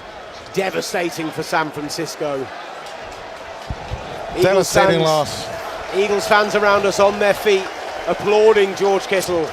Consistently one of the best tight ends in football, consistently one of the best football players in football over the past 10 years. The records just stack up for him, but he is going straight to the locker room on the cart. And looking at the formation the 49ers are going to run out here, because they've got to go out and they've got to play football. You've got to have a short memory here, Alfredo. You've got to say we've lost a talisman, but we've still got to go out and win this game of football and do it for George Kittle. Purdy in the huddle, still yet to come back from that injury timeout. Alanek blows the whistle, winds his arm, and the clock begins to roll. It's a 2nd and 4 at the 29-yard line. Eagles 13, Niners 7. McCaffrey and Robinson to the left. Jawan Jennings on that left-hand side as well. 4 wide, 1 tight end along the formation. Empty backfield. McCaffrey comes into the backfield now. Purdy stomps his foot. McCaffrey is available as a leak out option, but they're going to go for a shot downfield. Over the middle. Jawan Jennings, 50 to the 45, to the 40, 35-yard line, 30, and out of bounds on the far side. A huge play. Cooper DeJean in on the tackle, but one play after George Kittle goes down. 3rd and Jawan steps up and reverses the field and puts San Francisco all the way down to the 26-yard line of the Philadelphia Eagles. Man, I just love the protection. They knew it wasn't coming nothing from the middle. The linebackers, they were 5 yards deep, so they stuck with their guys, and you see this big plays coming up. 45-yard gain. Cooper DeJean, as I say, the man pushing him out of bounds in the end. McCaffrey alongside Purdy in the backfield, in the gun. Juszczyk sent in motion from right to left. He'll split out wide to that left-hand side, and that's the side they're going to look towards Juszczyk. In fact, it goes to McCaffrey on a screen, out past the 20, down to the 19-yard line of the Philadelphia Eagles. A 7-yard pickup on 1st down. They're going to call it 6, in fact, and mark the ball on the 20. 2nd and 4, and the 49ers are in the red zone. You know what, Will? We have a pretty good opportunity to see 2 pretty good running backs play today. Yeah. McCaffrey and Shaquan. I think you'd probably argue, I mean, we're at an absolute insane moment for running backs in the NFL. Bijan, Derrick Henry, so many greats. Jonathan Taylor, that first half of the season he had. But these are arguably 2 of the best to do it in the NFL, and 2 who have Hall of Fame in their future. This time Purdy under centre, 2nd and 4 from the 20. Sends a man in motion from right to left. It goes to McCaffrey. Juszczyk with a big block, finds a hole, brought down right around the 1st down marker. He's going to be about a yard short, and it's going to be a 3rd and 1 at the 17-yard line of the Philadelphia Eagles. Hear that stadium announcer screaming that 3rd down. The music is blaring. It says "Get Loud" on the big screens. The fans around us are waving their towels as San Francisco step out with Purdy under centre. It's an I formation with Kyle Juszczyk in front of Christian McCaffrey, and they're going to hand it to McCaffrey. Runs off Juszczyk, gets down to the 1st down marker, and is marked down right around the line of scrimmage. They might call him a yard short. In fact, he's going to lose a yard. 4th and 2 at the 18. Big tackle in on that. Jordan Davis getting across, getting off his block and bringing a man down. And it's going to be 4th and 2, and the offense stay on the field. DeMarcus Robinson out there. Christian McCaffrey in the huddle. Huge noise on this 4th down from the fans here in Philadelphia. What a moment this would be for the Eagles if they can get a stop here. McCaffrey in the backfield, Purdy under centre. He's going to now move into the gun and have McCaffrey alongside him, and it's going to be a timeout call by Kyle Shanahan as Jordan Davis steps up out of his stance and encourages this crowd to keep getting loud. What a great atmosphere we're seeing here at Lincoln. Oh my God, man, I can't even feel my hands. It's really cold, and the people is cheering like crazy, man. I was chatting to one of the security guards down on the field earlier. I'm like, "You're wrapped up warm, you've been here before." And he went, "Yeah, we had snow for this game last year. It was awesome." Like, they love the elements here in Philadelphia, and they love football, and they love their birds. 4th and 2, crowd getting loud. The entire of the lower bowl is standing.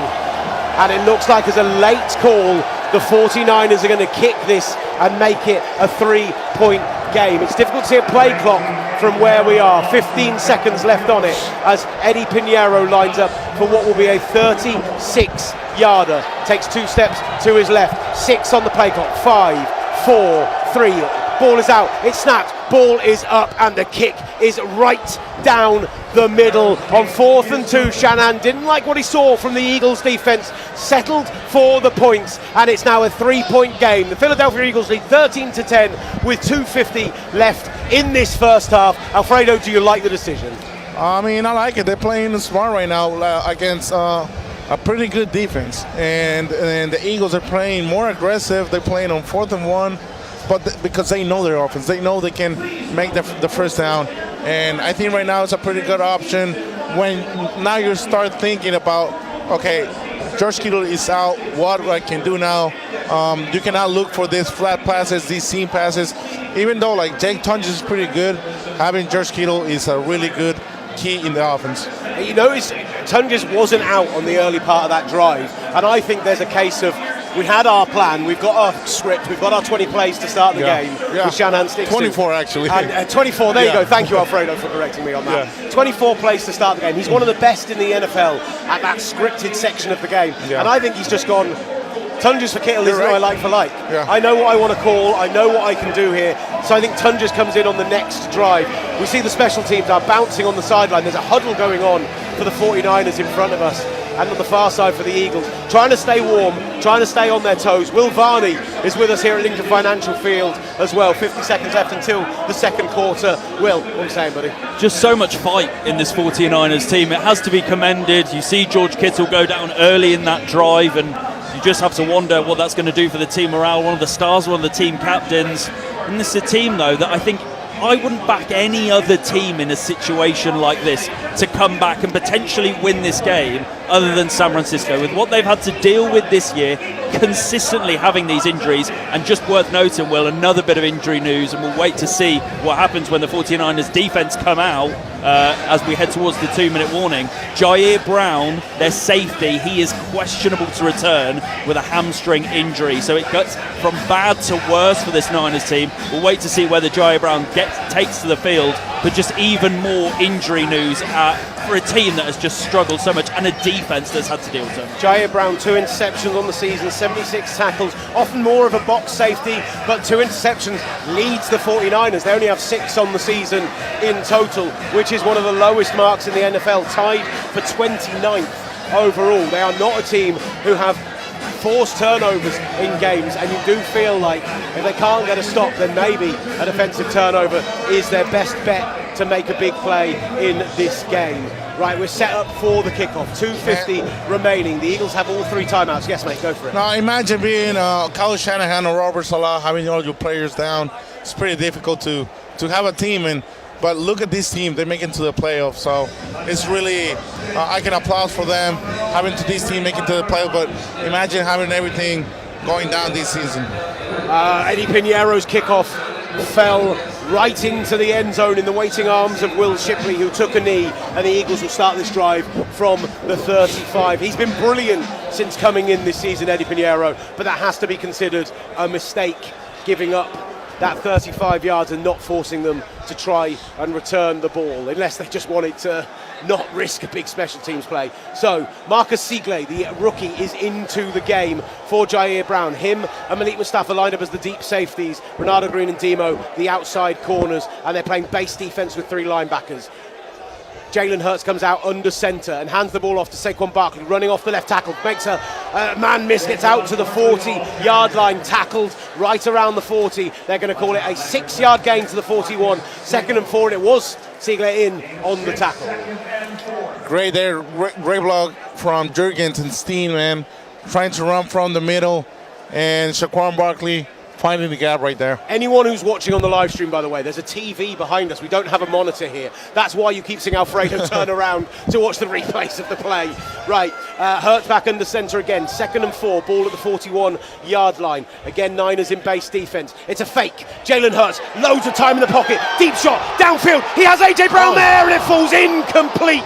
Really tight coverage from Demo Lamore and Marcus Sigley. And A.J. Brown is slow to get back up after that deep post. He had him. He absolutely had him there. What a beautiful deep ball, but just a yard too far inside. And it's AJ Brown. We're seeing what we saw in the first quarter. second and short, and they go for it. AJ Brown limping off the field, holding his right leg. It looks like it's just a stinger. It doesn't look like it's serious. He's not got training staff around him, but he will miss this next play, which is a 3rd and 4 from the 41. Hurts in the gun, sends a man in motion, Devontae Smith from left to right. Barkley alongside him, and a flag on the play. Sam O jumped in the air, angry. Does he think this is going against him? No, it's going to be a false start against the offense. Yeah, maybe Sam O was jumping up and down in celebration rather than devastation. Fred Johnson with the false start, a 5-yard penalty, and that turns 3rd and 4 into 3rd and 9, and you lose so much of what you can do with the playbook there, particularly when you're an Eagles team that on a 3rd and 4 is happy to gain 2 or 3 yards, knowing the tush push is available to them. 3rd and 9, this one then. Having to stand up, the fans in front of us. Silence in the lower bowl for the Eagles. Hurts in the gun, 2 receivers to the right, 1 to the left. A blitz shown by the linebackers, and they are going to blitz off the right-hand side, trying to collapse the pocket. A deep shot again. AJ Brown, a lot of hands there from Renato Green and AJ Brown. The fans around us are convinced there should have been a flag on that. There should have been a defensive PI, and instead what you see is flying over to this sideline, Cleland Ferrell flapping the wings and mocking the Eagles fans who are booing and convinced that AJ Brown should have got a flag there. I've got to say, not only could he have caught that, and the fans in front of me aren't going to like this, AJ Brown pushes off there. If anything, that's offensive pass interference. Yeah, and I'm telling you, well, these mistakes they're going to count at the end, at the 4th quarter. So a first punt of the game for the Philadelphia Eagles, caught right around the 20. Great. It's a into the wind, right down to around the 15-yard line. It does hit a 49er. The ball is live. Sky Moore gets up and picks it right around the 22. It hit the back of the leg of the gunner, and the 49ers got incredibly lucky there as that became a live ball, that there were no Eagles around to take advantage, and the brilliant returner, Sky Moore, able to get on it. 1:51 remaining in the half. What can the 49ers put together down 3 here at Lincoln Financial Field? And that actually helped the Niners, because that was a really great punt. The wind is kind of helping these kicks to go forward. Well, yeah, the wind appears to be going from that right to left location as we're inside the 2 minutes, and we'll come back to this game live at the link here for you. Exclusive commentary from here in Philadelphia on TalkSport 2.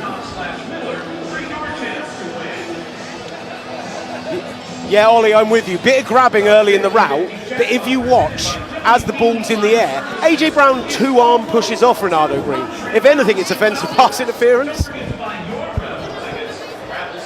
I have to say, I did understand the fans around us not being happy. Do the guys know what happens to Kittle? Do the guys? It's a right Achilles by the looks of it. He's done. Yeah, well, I'd be surprised if not. But yeah, Ollie, if you see anything on Twitter, anything like injury news, anything like that, either post it in the group, shout it in my ear, whatever. Like, I try and keep up with it, but there's so much going on. If it's Achilles, he's done for until December next year, this year, or maybe next year.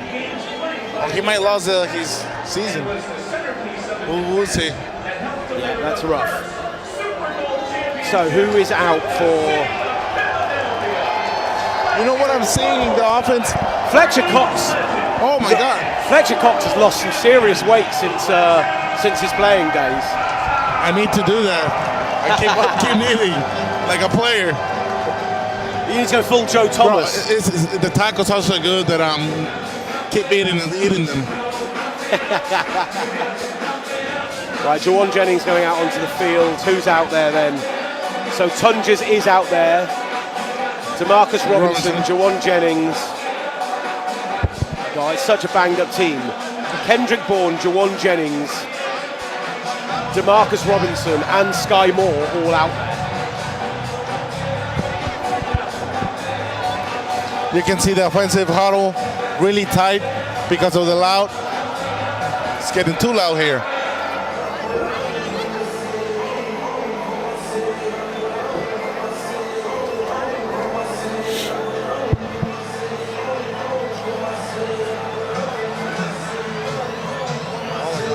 Yeah, I've just seen it.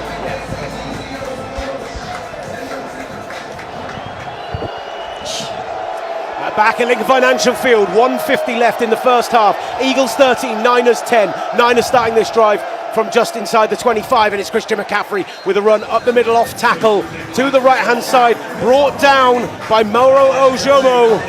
And that is going to be a 2nd and 6, 4-yard gain on first down. Clock is ticking. Only one timeout for this 49ers offense as they come back into the huddle. They are not hurrying up quite yet. 90 seconds remaining. They are taking their time and letting this play clock go down. They're looking for a deep shot. Are they happy to settle for a field goal and tie things up? Purdy gets under centre. McCaffrey in the backfield. 2 receivers left and 1 receiver to the right. Purdy looks to that side. He's forced to scramble. Gets out the right side and is sacked. Brought down to the 21-yard line, and it's Jordan Davis in on the tackle. A sensational season for that man. 5.5 sacks now on the season, and Purdy, as much as he tried everything to get out of the clutch there, he's brought down right around the 21. Jay Carter absolutely sensational there, making the sack, and especially under 2 minutes, it's really key. Yeah, sorry, Jalen Carter, I apologise, was in on the sack. The 98 and the 90 from this angle, very similar. Yeah. 2 very large human beings. And the Philadelphia Eagles... I saw him before the game. They put him, I'm 6'9", 2 meters, 2 meters 8. He's probably like 2'1". 2-0-1, yeah, pretty big guy. So, 3rd and 11, ball at the 22.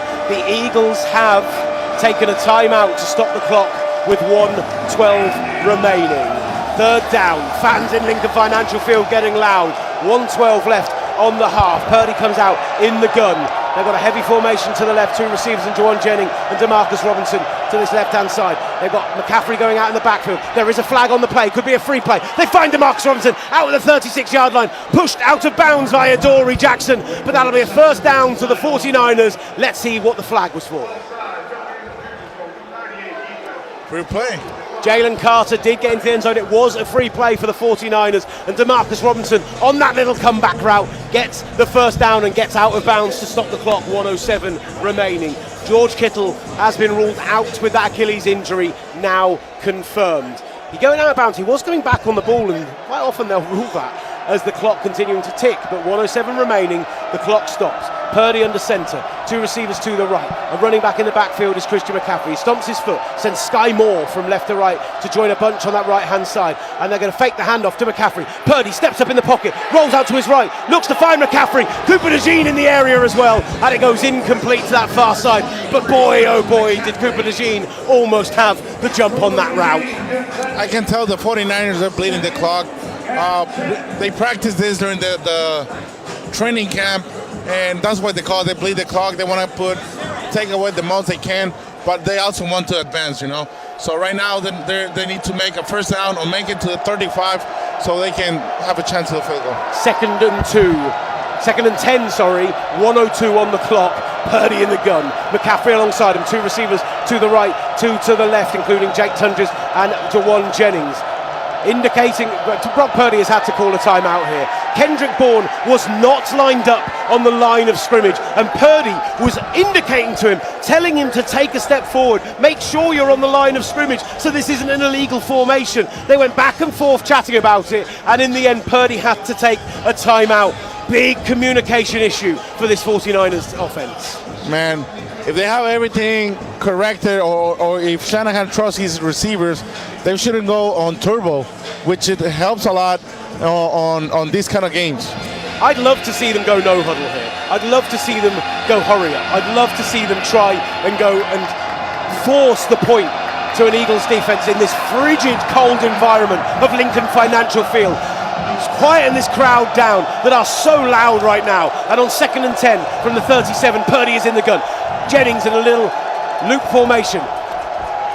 Purdy steps up in the pocket, looks the right side, and that is a dropped pass on the right, looking on that far side for his wide receiver coming into the game, Malik Turner, on that one, and he puts the ball into the ground, and it's now 3rd and 10, 57 seconds remaining. The Eagles have 2 timeouts here, and obviously if they can get a stop on this 3rd and long, which the 49ers have converted 1 on this drive already, then they'll get a chance to get the ball back and extend their lead. 13-10, that lead right now. Can the defense come up big in a big moment? Purdy in the gun. It's an empty backfield with Bourne and Jennings to his right-hand side, 3 receivers to the left. He's got Tunges over the middle. He looks for a deep shot. He goes to Tunges. He finds him at the 50, down to the 49-yard line of the Eagles. That's a first down for San Francisco, who run back to the line of scrimmage. 45 seconds on the clock. They need to speed this one up, as Purdy can't hear in his helmet. He's indicating he's gone back to 4 wide with McCaffrey alongside him. There's a referee on the ground who gets up. Purdy on the drop back, finds McCaffrey over the middle, getting out past the 45-yard line down to the 44. But they sent Juwan Jennings on a deep route, and they're going to need to rush back up to the ball here. Jennings needs to get back to the line. 22 seconds remaining. They need to stop this clock. 2nd and 5 at the 44. Bourne and Robinson to the left, Jennings to the right. This has cost them 15 seconds here as Purdy drops back, goes to the left-hand side and throws the ball out of bounds, looking for DeMarcus Robinson. Under big pressure from Mauro Ojomo, but 3rd and 5 at the 44, just outside of Eddie Piñeiro's field goal range. And now you've only got the sidelines, or you're going for a Hail Mary. I don't see what the other options are here. No, I know this offense pretty well, that what we want is to get to the 35 so we have a chance to have the field goal. But you have 8 seconds and you have no timeouts. Yeah, so you either have to put this one out of bound or settle for a 62-yarder. Robinson and the rookie Malik Taylor, the young wide receiver Malik Taylor on the outside, are the 2 receivers who are on the perimeter, and the Eagles call a timeout so that they were playing quite a deep defense, quite wide, as we see a guy going past us with a cap on, with an Eagles like animatronic eagle on the peak of his cap, with its wings flapping away. I love it. I saw a Predator 49ers fan earlier. I put it on my Insta story. Shameless plug, at Will Gavin. The fans have turned up and they've turned out, and it's been a sensational first half. Tight, back and forth, just a 3-point game. The 49ers have bled the clock down to that 8 seconds, Alfredo, as we talked about, but now they've put themselves in a situation where you're going to get a chance for one play and it has to go out of bounds. Look at the way that the Eagles are following those sidelines. They are rushing nobody at Purdy, who is now going to sprint up the left-hand side, trying to get out of bounds. 3 seconds, 2 seconds, and goes right out of bounds around the 35-yard line. There was zero pressure on Brock Purdy there, and he scrambles for the first down and gets out of bounds in field goal range. Absolutely unreal. What were the Eagles defense doing, Vic Fangio? Man, I don't want to say I knew it. They're going to call Purdy down by contact, just in bounds, I think, here. Tackle was coming in on that sideline from Quinyon Mitchell. Purdy was forced to step back. The play is under review, and I think that's going to be the end of the first half. I understand that you wanted to defend the sidelines and stop them from picking up the big play there. Yeah. But literally, there was not a single down lineman on the field for the Eagles. The 2 most advanced players for them was Zach Bourne and Cooper DeJean. And, I mean, I think this is going to go for Purdy being down. Oh, is his foot out? Is his left foot out before his knee? I think there's clear grass between that foot and the sideline before the knee goes down. The 49ers offense off the field. The special teams are ready to go out there. Morstead and Piñeiro are on the sideline practicing the long snap with John Weeks, but I would be surprised if this isn't ruled in favour of the Philadelphia Eagles, and the half ends 13-10. And the sidelines empty. Everything counts. That's why I love football, man. Every inch counts. That was literally an inch from Brock Purdy being out of bounds with his left foot. Instead, the brilliant corner, all-pro voted Quinyon Mitchell, gets in and makes the tackle, and that is the difference between the 49ers having a chance to tie things up at 13 apiece with Eddie Piñeiro at the halfway line, and the difference between that and going in down 3. Huge. Eagles come out with the ball to start the second half, and we have had a fascinating first half of football in Lincoln Financial Field. The Philadelphia Eagles lead 13-10. Alfredo, I'm having a wild time. No, man, and I know Brock Purdy, he's going to take it personal. He's going to go, I play, weed sports against him on our house, he gets really personal when he messed up, and I know he knows he messed up. He should have run right away outside. This plays, we practice these plays in the training camp, so I know he's going to come back with different mentality. Now, just a couple of points. George Kittle officially ruled out, we did state that. One play that did happen in that half was after the deep shot where they thought the PI should be called on AJ Brown, and it was very much 6 of one, half a dozen of the other. It felt like a good no call to me. AJ Brown very slow to come off the field. Jordan Mailata very slow to come off the field. Nick Sirianni went on the field, dragged them both off the field, and then got in AJ Brown's face. Screaming match between the two of them, and Big Dom, who has a history in this game, of course, after his fight with Dre Greenlaw a couple of years ago, had to separate the pair of them. I think in Philly they like that, Will Varney. I think in Philly they want their head coach to be fiery. I think they like that little bit of to and froing between their own sideline, but it just shows that yet again AJ Brown, a player who has had his off the field issues this off-season, causing a little bit of a rift on the sideline with his head coach. Dysfunction, frustration, that can often be the case with Philadelphia, can't it? But right now, they find themselves in a 3-point lead, 13 points to 10 up on the San Francisco 49ers, a 49ers team that has showed so much fight yet again. Still just a 3-point ball game. Could have easily been tied at the half if Brock Purdy was just getting out of bounds. It gives Pinheiro a shot at tying this game up, but this game is everything we really expected it to be. It's going to be tight, it's going to be cagey, it's going to go down to the small margins, and that is what we've seen in that first half. It was an explosive first half from the 49ers. Very instant, DeMarcus Robinson getting them up on the score sheet. Then Dallas Goedert fights back. A 2-touchdown day for Dallas Goedert, who has been a real go-to target this season for Jalen Hurts. But like I mentioned, it's all about the tight margins, and it's all about this team having to reset at halftime. No George Kittle. He is out with what looks to be an incredibly serious Achilles injury. He was carted off the field. Still, Jair Brown remains questionable, the safety for the 49ers. They've been beaten up and bruised, like I mentioned earlier, but they continue to show fight. It is chilly in Philly right now. It feels like -6 degrees Celsius right now. Still, plenty of fans fill this stadium, but more heading towards the concourses, looking for some heat, some warmth, and some refreshment as well. Look, it's been a fantastic first half. Alfredo Gutierrez and Will Gavin have both brought you that. They will be back for the second half very shortly. When we come back from this break, I'm going to be joined by Ollie Hunter. We're going to dissect what's coming up after us in Philadelphia. We've got another cracker for you. It's the Patriots against the Chargers. Myself and Ollie will preview that next. But right now, at the half, at the link, it's the Eagles with a 3-point lead over the San Francisco 49ers. They lead 13 points to 10. Lovely. Yeah, you great. guys, Incredible. really you guys can have a break now if you want. I'll speak. Yeah. I mean, I'm just going to sit down. Yeah, you have a breather.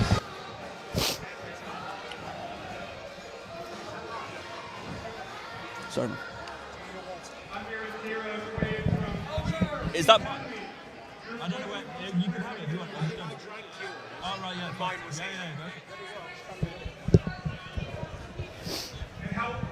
Woo.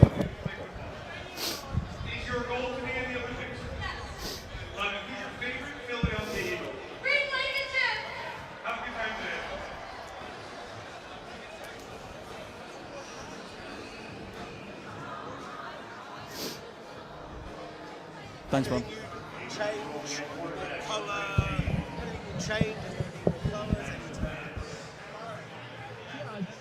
You can always give more colour, especially when we get towards the fourth quarter and the ramifications of it. Yes, mate. Sorry. Yeah, cool.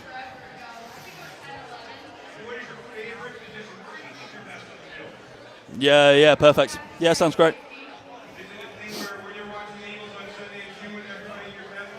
Yeah, perfect, man. I'll do like a brief bit and then I'll bring you in.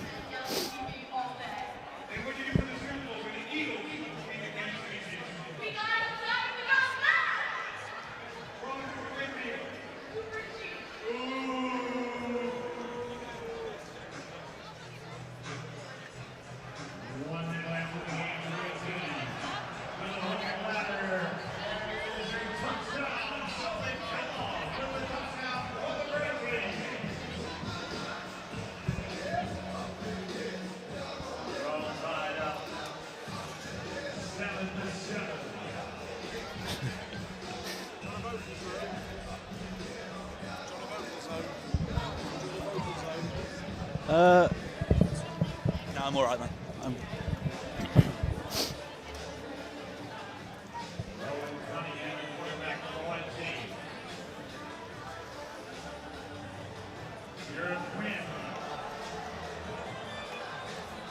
It has been a busy wildcard weekend so far, and the drama does not stop there. So far, we know the Los Angeles Rams, the Chicago Bears, and the Buffalo Bills have all booked their spot in the divisional round. Right now, we'll see whether it'll be the Philadelphia Eagles or the San Francisco 49ers joining them next week. As it stands right now, the Eagles lead the 49ers 13 points to 10 at the half. The big drama in that half, though, coming with the injury to George Kittle, who is out for the remainder of this game. This team, the San Francisco 49ers, have had to deal with so much already this season in terms of a mounting injury crisis. Continued, they did throughout the regular season. They earned and achieved 12 wins. Will they come up short tonight, or will their Super Bowl 60 dreams remain intact? Second half commentary on the way very shortly with Alfredo Gutierrez, the former 49ers offensive lineman, and our very own Will Gavin. But I mentioned we're just halfway through wildcard weekend as it stands. 2 further games after we are done tonight. Monday Night Football, well, we'll round it all off with the Pittsburgh Steelers up against the Houston Texans. But following us, well, we're off to New England. It's cold here. It might be even colder up at Foxborough as the Patriots take on the LA Chargers. Bringing you that game is Mr. Ollie Hunter. Ollie joins me now. Ollie, look, this one I actually think could be the potential upset of wildcard weekend. The LA Chargers, 7th seed, going up against the 2nd seed Patriots, but a week rested for Mr. Justin Herbert. He needed it, that's for sure, after everything he's had to deal with the offensive line complications and injuries for the Chargers.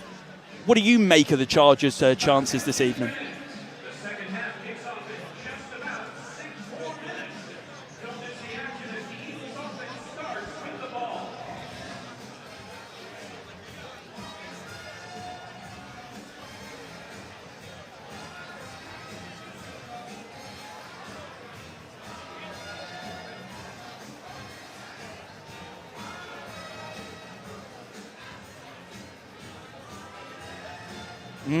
There's incentives, yeah.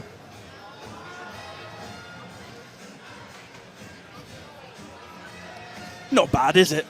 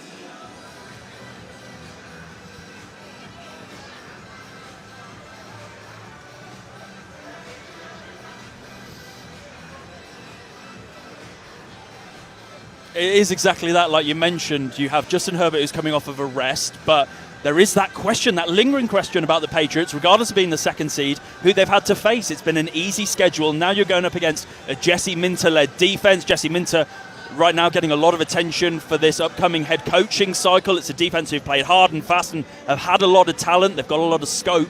But right now, it is going to be a fascinating battle. Just very quickly, the 49ers, the Eagles heading back out onto the sidelines. Fans coming back out from the concourses. A lot of cold beers. Where's the hot chocolate, guys? Warm up. It is feeling chilly here. Look, Ollie, before I let you go, big one tonight, like I mentioned. How do you see it playing out then? What's your prediction? Is it the Patriots or is it the Chargers who's going to be booking a spot in the divisional round next weekend?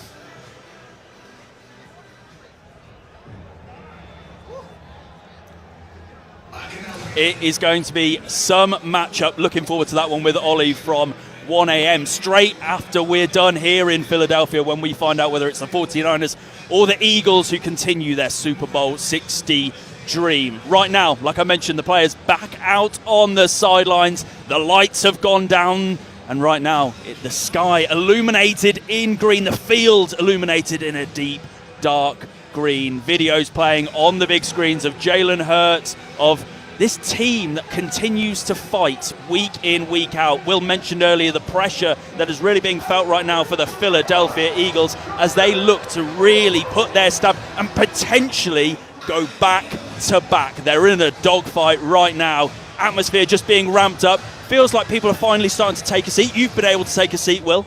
How have you reflected on that first half? I'm not there. There I am. Can I sit down for the rest of the game? It's lovely here. Fletcher Cox is in the end zone trying to get people out. Brian Dawkins as well. Weapon X is out there. That's why I put the wrong headset on. I've got Alfredo's headset on. Give us a second. 40 seconds. This is live. This is what you call live radio. This is why we do it, for all the convenience of handing out wrong headsets and everything like this. This is always the fun of it. Continue, please. Teams are back out onto the field. As you say, the lights went down. The floodlights in here went green and bathed the entire stadium in that Kelly green. The winds in here are at 80 miles an hour. It feels like 20 degrees Fahrenheit, minus 6 degrees centigrade. There are fans in front of us wrapped in giant blankets, in huge hats, and everyone is on their feet and ready for this second half to get underway. The Philadelphia Eagles lead the San Francisco 49ers 13-10, and they start the second half with this ball. How key is Kendrick Bourne's mistake of lining up on the line and costing that extra time out? How key will that 1 inch for Brock Purdy of not being able to get out of bounds end up being?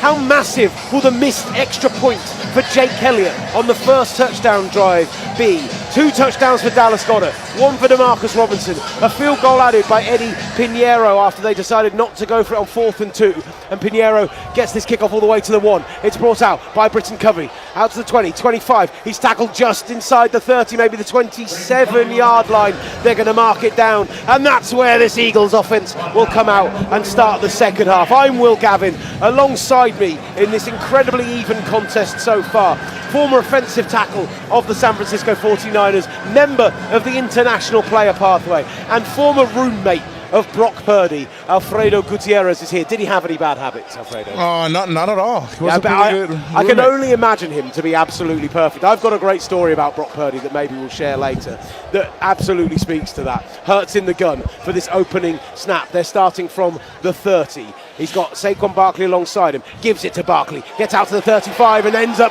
breaking another tackle and falling down right around the 38-yard line, picking up 8 on first down, 2nd and 10. Eric Kendricks and Marcus Sigley in on the tackle.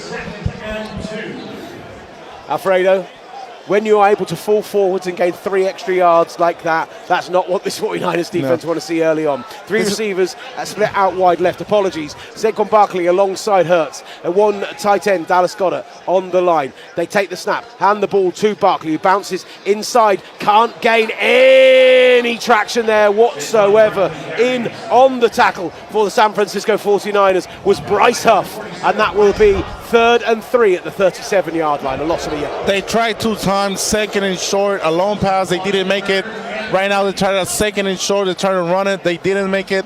They're not making the second downs. They're efficient in the 3rd, but not in the 2nd. The 49ers and Eagles are basically blow for blow in terms of yardage in this game, but the Eagles are doubling up the 49ers in time of possession right now. 3rd and 3 from the 37. Hurts in the gun. Barkley alongside him. Sends Devonta Smith from left to right. The Slim Reaper now lining up on that left-hand side. It's going to be a straight drop back. Some pressure in the backfield. They find Barkley out of the backfield, and he puts the ball on the ground with Upton Stout closing him down. And on the opening drive of the second half, the Philadelphia Eagles pick up 1 first down and then are forced to punt. Saquon Barkley doesn't make a lot of mistakes like that. Man, that doesn't seem pretty well for the Eagles. You cannot make these mistakes, especially Saquon Barkley, All-Pro. You need to make these passes and make the first downs.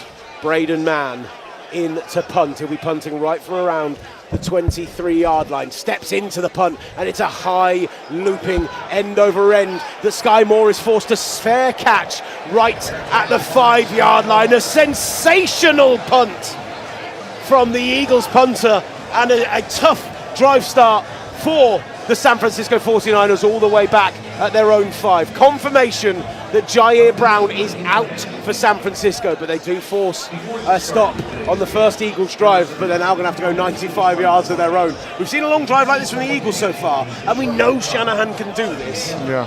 It's just how you find the holes in this Eagles defense, who so far have defended the run pretty well. Right now, you're backed up, you're in your zone. You have to be careful with your play calling. Not right now, what you want is get out of the 20.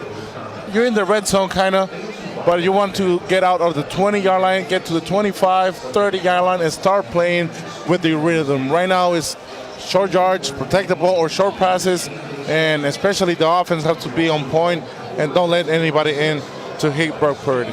The Eagles started 3 of 3 on third downs. They've gone 0 of 5 since. They did have a fourth down conversion in amongst that with that tush-push play, but 0 of 5 on third down since that start. The 49ers defense will be pleased with what they've achieved so far. The problem on the offensive side is we thought this game was going to be a huge amount of Christian McCaffrey. Right now, 8 attempts for 13 yards, an average of 1.6 per carry. Their net yardage in this game is 186, and only 23 of those have come off rushing. Surprised by that? I mean, the offense is pretty good on the Eagles. They're running 102 yards totally. So, and the offense of the 49ers, they're playing pretty good passing game. I know Purdy's having a good game, but that is a point of concern. In fact, Purdy on that scramble where he ended up going out of bounds and picked up 8 yards on it, that is the longest run by any 49er of the night so far. So if they're going to take this drive with 13:29 left in this second quarter and try and move the ball down the field 95 yards, is it just going to have to be big chunk play passes again, or are they actually going to be able to run the ball, try and bleed the clock a bit? If they start running the ball pretty well, they're going to find their rhythm, and once they find their rhythm, it's really dangerous, the offense of the 49ers. They need to, the other thing is, it's, as I said, the Philly have had the ball 20 minutes 37 seconds, San Francisco 10 minutes 54 so far.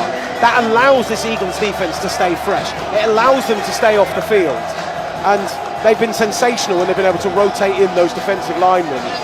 The 49ers need a long drive here. Purdy in the gun, right on the goal line. He's got 2 receivers to the left. McCaffrey alongside him. Juszczyk moves from left to right, and Purdy is forced to scramble on the outside. Gets to the 5, pump fakes, gets out to the 10-yard line, pushed out of bounds by Zach Bourne. A 4, maybe 5-yard gain on first down, and they'll call it 2nd and 4, in fact, from the 11. Man, that was pretty hard because you need to be careful not making any penalties on the end zone, because that can make a safety. Right there was a pretty gut call of Kyle Shanahan. Pump fake held Zach Bourne, probably gave him an extra 2 or 3 yards on that rush. He's a really good scrambling quarterback, Purdy, and that was excellent play to gain 6 yards on first down and get them out of a little bit of trouble. Outside the 10 now, at the 11, 2nd and 4. Purdy hands it off to McCaffrey, but yet again swallowed up right in the middle of that defense. Nakobe Dean coming in on the tackle there, and there are flags on the field and a bit of afters as well. What's the referee going to come in and call here? Having a meeting right around the line of scrimmage. Man, is Alan Eck. 3 guys in there, all confirming what he's seen. Let's hear what he's got to say. It's an illegal use of hands to the face. It's called on the defense, Marcus Epps, and that will give the 49ers a first down. They picked up decent yardage there. They got down to a 3rd and 1, but now be 1st and 10 at around the 19-yard line, giving them the first down yardage that they need. That helped a lot. That helped a lot for the 49ers, giving a free first down. Now you're in the safe zone. Now you can play. Now you can find your rhythm. And once you find your rhythm, I know this offense is pretty dangerous. 91 penalties given up this season by the Eagles. We had a pretty clean first half penalty-wise, as Jalen Carter and Jordan Davis are encouraging this crowd to get loud on 1st and 10 from the 19. Purdy in the gun, McCaffrey alongside him. DeMarcus Robinson out wide right, 2 receivers to the left. He moves McCaffrey from left to right, and they're going to blitz up the middle. So he goes a little swing pass, looking for Tunges on that side. Ball hits the ground. The Eagles think that they've got it, but that's going to be ruled an incomplete pass. And Luke Farrell, puts the ball in the ground, and it'll be 2nd and 10 from the 19. I saw a little fight over there, Jawan Jennings against, I think, Cooper DeJean. I think they're going at it. Oh my God, he dropped it. You cannot do that. Yeah, that is a huge drop. Zach Bourne thought he was in on that one, but the blocking coming up front from the 49ers, from Malik Turner, and that block ends up turning into a little bit of afters with Cooper DeJean, and the ball hits the ground. 2nd and 10. The crowd get loud in this lower bowl of Lincoln Financial Field.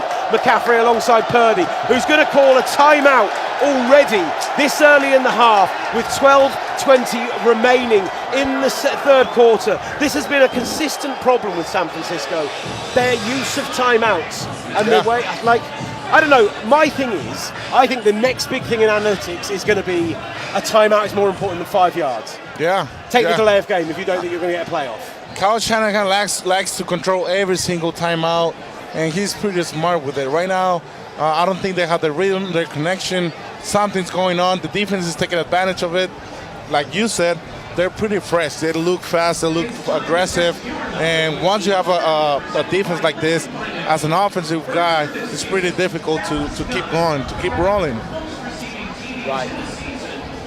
There's some during the timeout. We're getting a bit of on the screen trivia going on.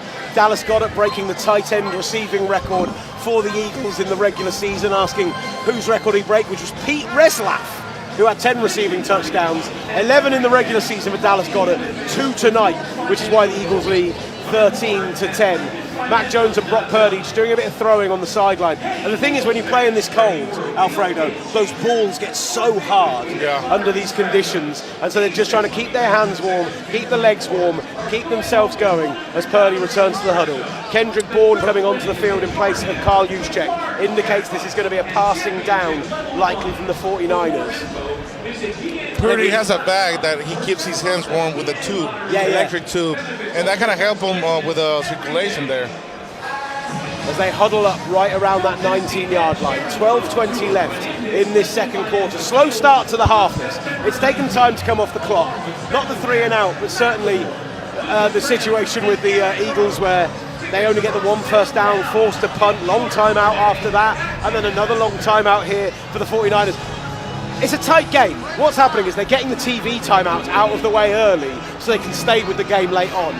It's something we do on our radio calls as well. We try and break a couple of times at the half. We try and use them up so that me and you can talk more, Alfredo. That's the idea. So Will Varney can get more involved at times. And Will, I don't know, this defense right now is looking formidable of the Eagles. You need to be getting physical with them and forcing them to stay on the field. Absolutely, and if you can't run the ball consistently, which the 49ers have struggled with to a certain degree this year, then that is going to put so much more pressure on Brock Purdy and this receiving core to get the job done. And right now you find yourself 2nd and 10. Look, you need to put a drive together. I know it's only a 3-point game, but you need to build some momentum. This crowd's going to get loud. You need to settle them down.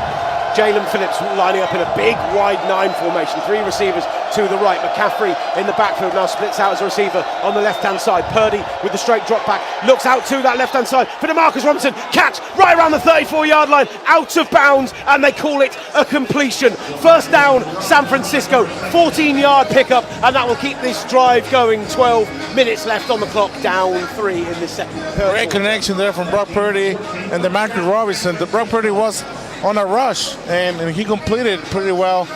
It was a 2nd and long, making a first down. They managed to collapse the pocket from that right-hand side. Nolan Smith getting into the backfield, but Purdy getting the ball out and now coming out under centre. Robinson and Jennings lined up to the right, single receiver to the left, and they're going to fake the play to McCaffrey. Pressure from Jalen Phillips, looks down the left-hand side, goes for another big chunk play, looking for DeMarcus Robinson, and under the coverage of Reed Blankenship on that side, it falls incomplete, and it'll be 2nd and 10 at the 33.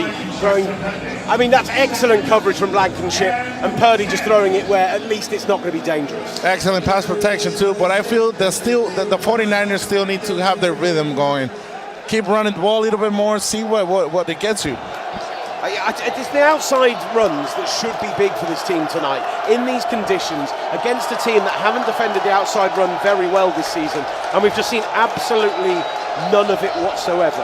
What we're going to see on this play with Purdy under centre and McCaffrey in the backfield. It is going to be an outside zone. They do go to that left-hand side. McCaffrey breaks contact from the first tackle, gets about 7 yards on the play, out to the 47-yard line, and that's exactly what this defence need. They're going to call it 3rd and 1 out at the 42, and they're trying to go hurry up, although now they rotate in. Brian Robinson comes into the game. First time we've heard his name today. Luke Farrell coming in as well. Carl Juszczyk coming in as well. It's big boy football time for the San Francisco 49ers on 3rd and short. And if you don't think that they're going to try and run this one up the gut, it feels very much like that's the case. Could we see a play action? Purdy under centre. He's going to sneak it up the middle. First down San Francisco, out past the 45-yard line. Lovely stuff. I love it. This is where 3rd down is where the big bucks are made. It might look like a simple quarterback sneak, but you need preparation for that. The 49ers are the best 3rd down team in the NFL this season. In the regular season, completing 49.8% of 3rd down successfully, and add that one as another to the book.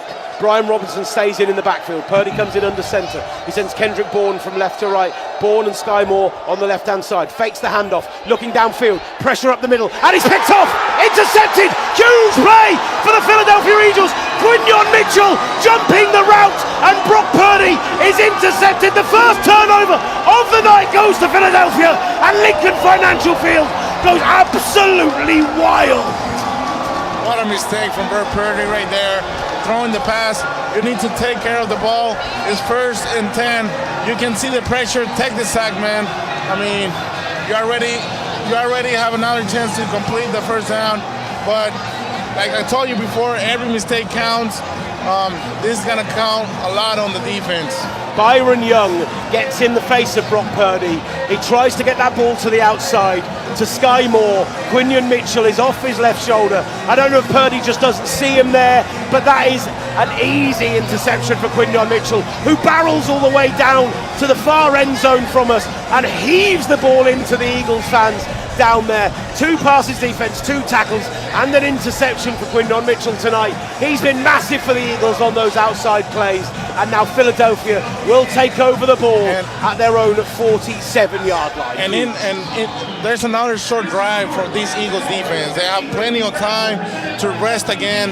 This offense gets going, get some rhythm going, and this Eagles looks even fresher than the 1st quarter. So, San Francisco's defense have done a good job of stopping the Eagles on their recent possessions. The 2 touchdown drives, around those they've had the turnover on downs and 3 punts. It's exactly what we said about this team, right? They are a team who are going to score touchdowns if they get in the red zone, but they're also going to turn the ball over. They're also going to punt the ball away. Like, they are a team who, it's kind of boom or bust. Worst 3rd down completion, most 3 and outs in the NFL. Like, handing them the ball at midfield like this is killer for the 49ers. And if I'm the Eagles, I just Saquon Barkley absolutely running the ball down your throat, bleeding the clock. You score a touchdown here, you get 10 points up, and this game starts to look very difficult for the 49ers to come back in.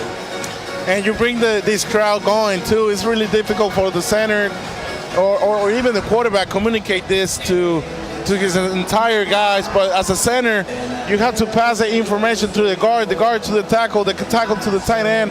So it makes it more difficult once this crowd knows that his team is winning. Quinyon Mitchell in his career, 2nd-year cornerback, regular season interceptions, 0. Postseason interceptions, 3. He's like the Jalen Hurts of the defense. I turn up in January, I turn up in February, and I make big plays when they need to be made. Massive, absolutely huge. And the problem, when the Eagles are out for their offense, I was going to start talking about Shanahan's record at coming back in games, but let's not depress our 49ers fans listening too early. They've still got a chance. They're only down 3 in this game with the ball near midfield. Hurts in the gun. Barkley alongside him. Devonta Smith lined out wide right. Dallas Goedert and AJ Brown to the left. They fake the handoff to Barkley. A little bit of pressure coming off the right-hand side. Hurts forced to roll out. He rolls out and throws the ball out of bounds on that side. Potentially dangerous Malik Mustafa in the area, but that falls incomplete, and it'll be 2nd and 10 at the 48.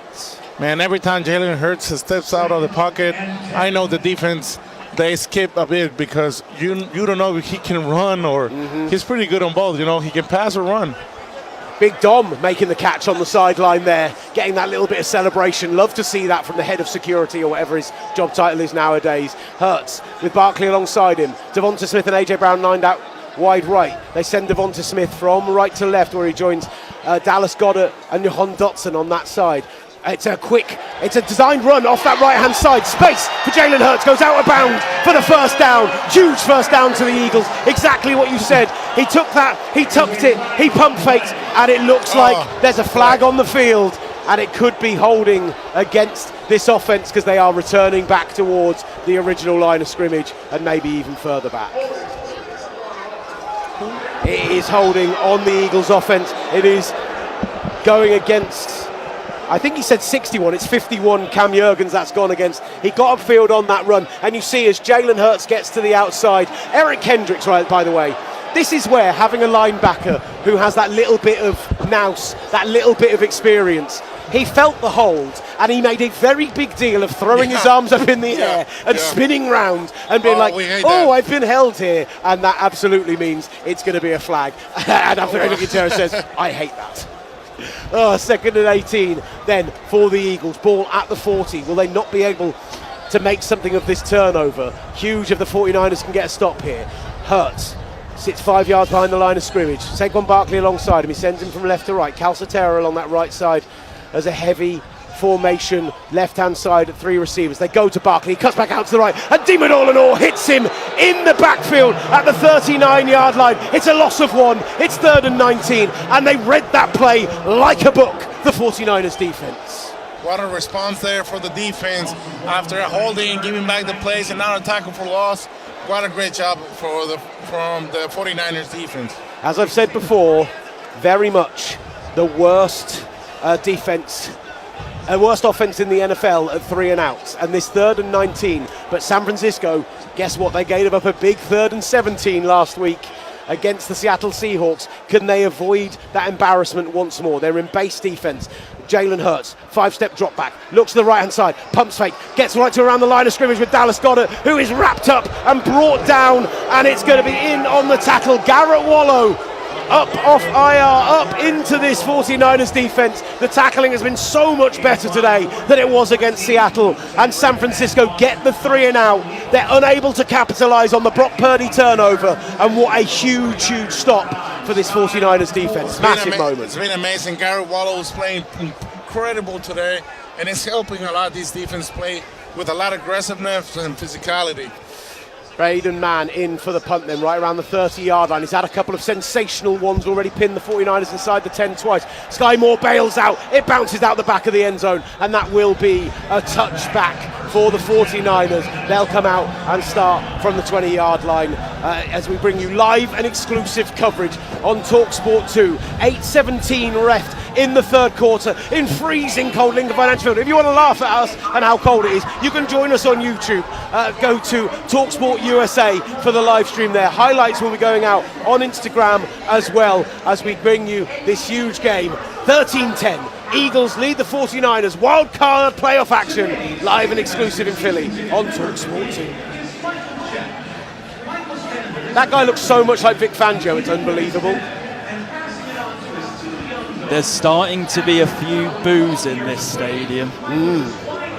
Not happy with that offense. There are starting to be a few where you can just hear the rumblings, and this is like what you said, Alfredo. It's if you can rumble this crowd and keep them quiet, then all of a sudden it turns. It completely turns. Are we happy with everything? Is it looking good? I feel like we've wandered across to the right a bit. Do we need to get a bit closer again? Move back in a little bit. Yeah. It's just going to be whether if you're going to stand up. So stand up like if you were.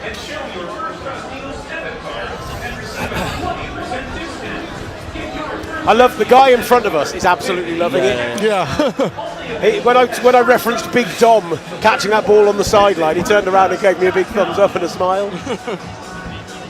How are our guys over here? We've got the 49ers international team just off to our side. You can see Ali doesn't know it, but the head of international content is currently dancing on our live stream and is completely unaware of it. Absolutely sensational stuff. I forgot that we've just left it open during the break, which I love. I'm here for it, but I do get that, you know, I did once talk about drinking on the live stream, so maybe it's for the best that we turn the mics off. We had a wonderful night in Philly last night, though. Oh, here we go. Thank you, Ollie. Ollie Hunter, legend, back in the studio. It's been only 7 minutes from the third quarter. It feels like...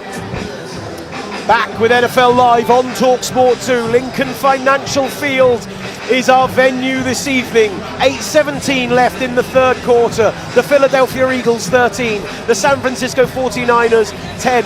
Only 7 minutes have gone off the clock in this second half.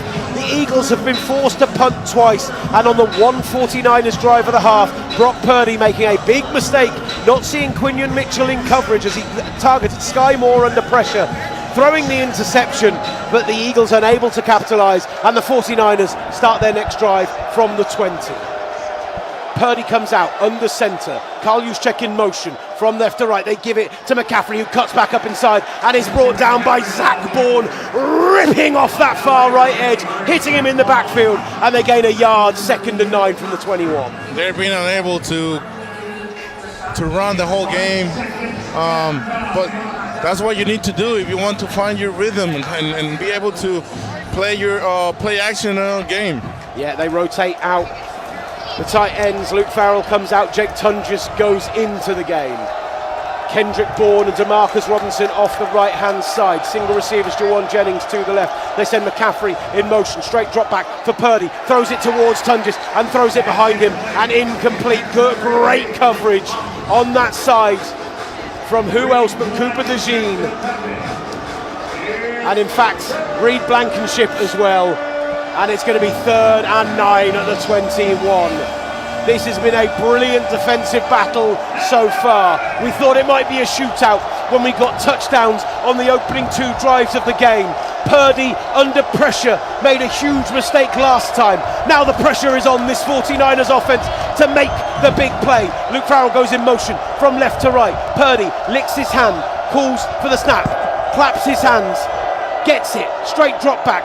Bail out from McCaffrey, looks to McCaffrey on that side and throws the ball out of bounds. Excellent coverage from Marcus Epps on that side of Christian McCaffrey, and yet again this Eagles defense stand tall, and yet again Thomas Morstead is out to punt. These defenses feeling themselves in the freezing cold of the league. Great defensive play there. They're playing with a lot of energy because they have it. They haven't been on the field a lot. They've been 3 and out, and you can show it right now. Thomas Morstead back to punt. He's right around the 8-yard line of the 49ers. Need a big leg from him here with Britton Covey back around the 35 to take this one. Morstead back to punt. It's a low spiralling punt right around the 50-yard line, and it bounces back into 49ers territory, into the wind of 20 plus miles an hour here in the Link. That's a bad punt for the 49ers. It's great field position for the Philadelphia Eagles, and a big opportunity with 7:22 left in the third quarter to extend their lead. They're going to start on the 49ers 46. Field position could prove massive in this incredibly tight game of football, Alfredo. Yeah, it's incredible, the atmosphere here at the game too. 30-point lead from the Eagles. If they score here, it's gonna make it if they score here, it's gonna make it more difficult for the 49ers to come back, because I know they're gonna bleed the clock. They want to get really tight. The 49ers, they need two possessions to come back. Listen, the Boo Birds have started to come out a little bit in this stadium. The who? The Boo Birds have turned up a little bit.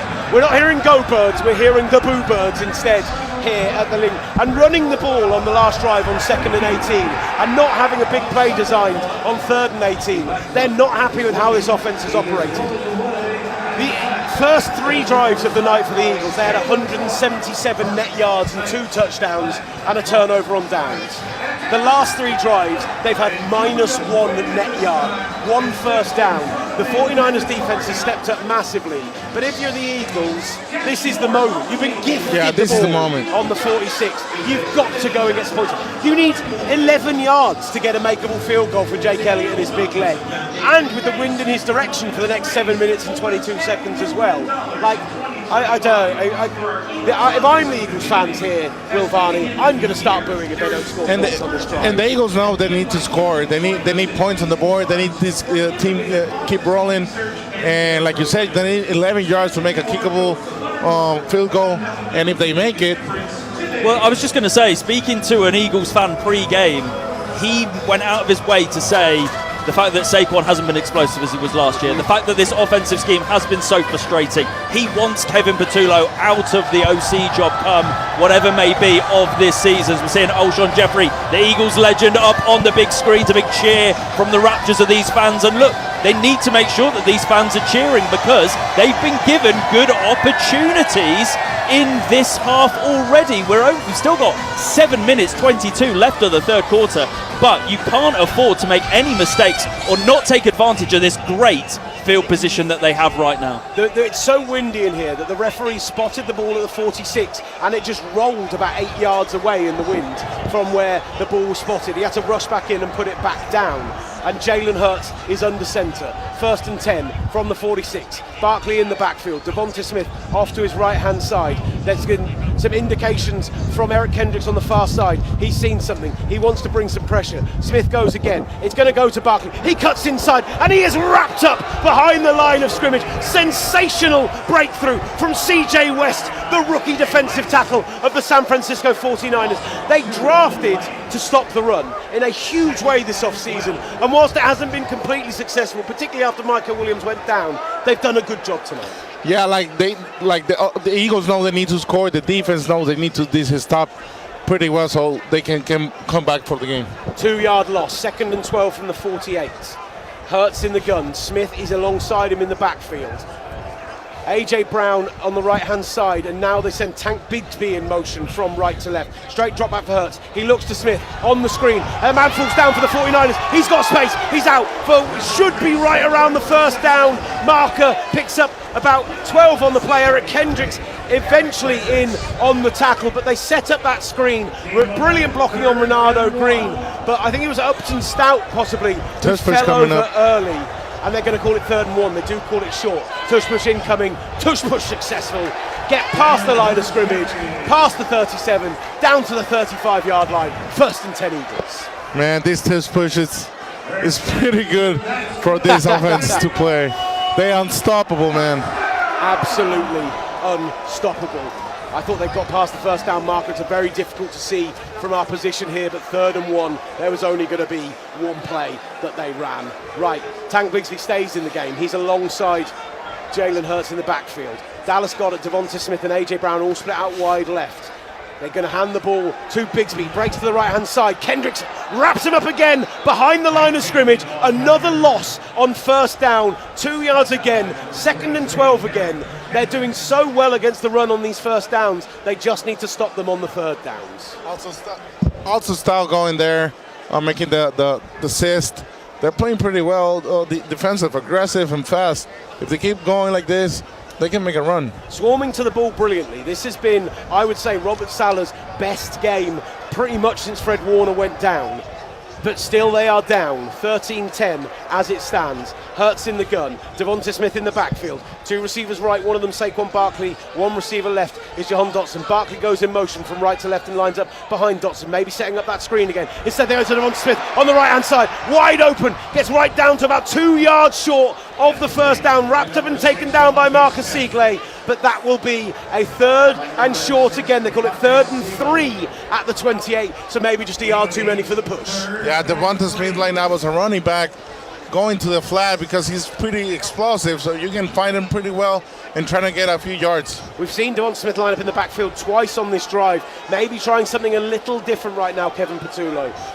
Now a little bit more normal. 2 receivers right, 2 receivers left. Barkley alongside Hurts in the gun. 3rd and 3. Ball at the 28-yard line. 13-10 game with 4:14 left in the 3rd quarter. They give it to Barkley. Hole up the middle. Hit, but past the 1st down marker. Saquon Barkley picking up 4 on that one. Garrett Waller in on the tackle, but that'll be a first down, ball at the 24-yard line. This is exactly what the Eagles needed on this drive. As much as they've been poor on first down, picking up those 2 first downs has been huge for them. Cam Jurgens absolutely phenomenal up front. Jurgens is on the ball again. He's got Hurts in the gun, Barkley alongside him, goes to Hurts, who finds Barkley out of the backfield, and that's going to be an incompletion. He was absolutely swarmed. 3 49ers linebackers in the area, Bryce Huff there as well, and that's basically a throwaway on first down, and it'll be 2nd and 10 at the 24, and I'm okay with that. Saquon Barkley being smart. You've got 3 downs. You've probably got 4 downs with the way that the Eagles are playing. Like, don't make a big mistake. Like you think Kevin Patula is like, is his third and one is a free first down? Because he's completing every touch push so far. Barkley in the backfield. This time Hurts is under centre with 2 to the right in Goddard and Devonta Smith. Single receiver to the left. It goes to Barkley and he's hit behind the line of scrimmage by Bryce Huff. Absolutely hammered behind the line of scrimmage by Bryce Huff. That's going to be a 3rd and 13. And I don't know if you heard it, a murmuring of those boo birds coming out. They do not like what they're seeing from this Eagles offense at all. Man, that look back on Berkeley. I watched that Jags-Bills game earlier, and I said to myself, I could see either of these teams winning the Super Bowl out of the AFC, or at least getting there.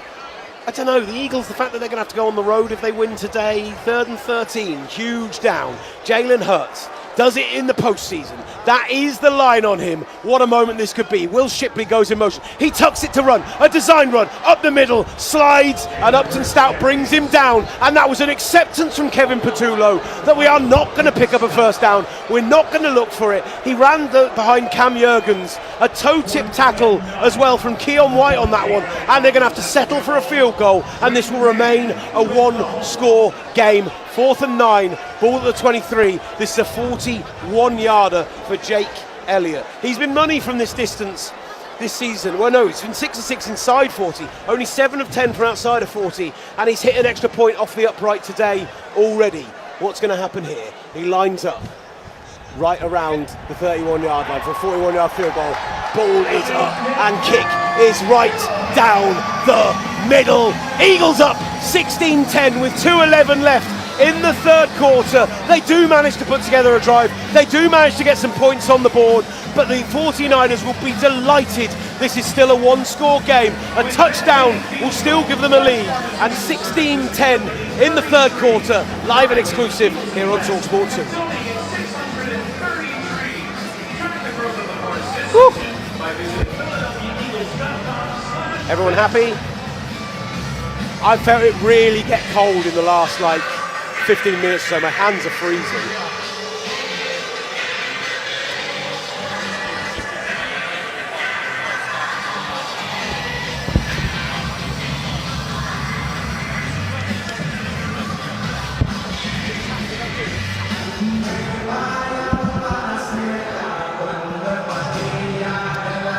Oh, baby.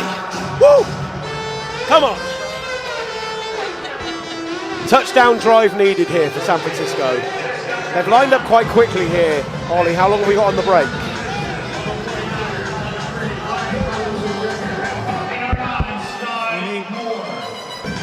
Ollie? Let's return it.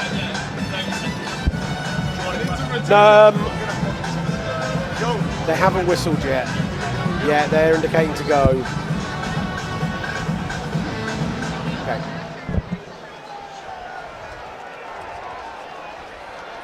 Brian Robinson bringing the ball out from the 10. He's going to go across the field from left to right. Gets out past the 30, down to the 34-yard line. Quick stoppage, that one. I said this to you earlier, Freddie, didn't I? Taking those TV timeouts early in the half so they can get the play going at this point. Yeah. And the 49ers will start from one of their better field positions of the evening, let's be honest. Starting from the 34-yard line. Just taking a quick look at where they've started their drives. 24, 26, 23, 23, the 5, the 20. Only that one turnover on downs when they started at the 48-yard line. have they had better starting field position than this, which is 1st and 10 from the 33. Purdy under centre, Cooper DeJean showing pressure on the left-hand side. He's going to step back, straight drop back, has Juszczyk wide open on the right-hand side. He's going to make a run out past the 50, out past the 45, down to the 40 and brought down in Eagles territory.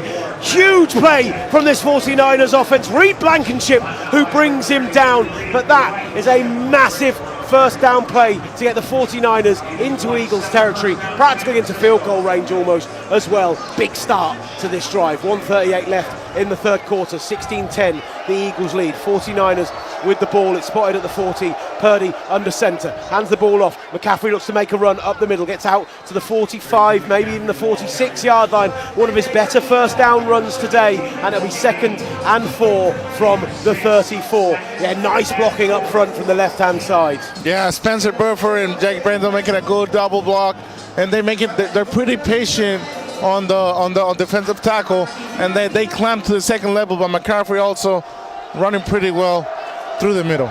Only 9 starts before tonight for Burford this season with injury, but he has been a massive improvement in at left guard. Purdy under centre again. It's on a sweep. Hands off to Sky Moore. Moore finds a hole. Goes out to the right hand side. Steps back in. Gets maybe to the 31. That could have been a loss of yardage. The Eagles read that sweep really well, but instead they pick up 2, maybe 3 on the play, and it's going to be called a 3rd and 1 from the 31.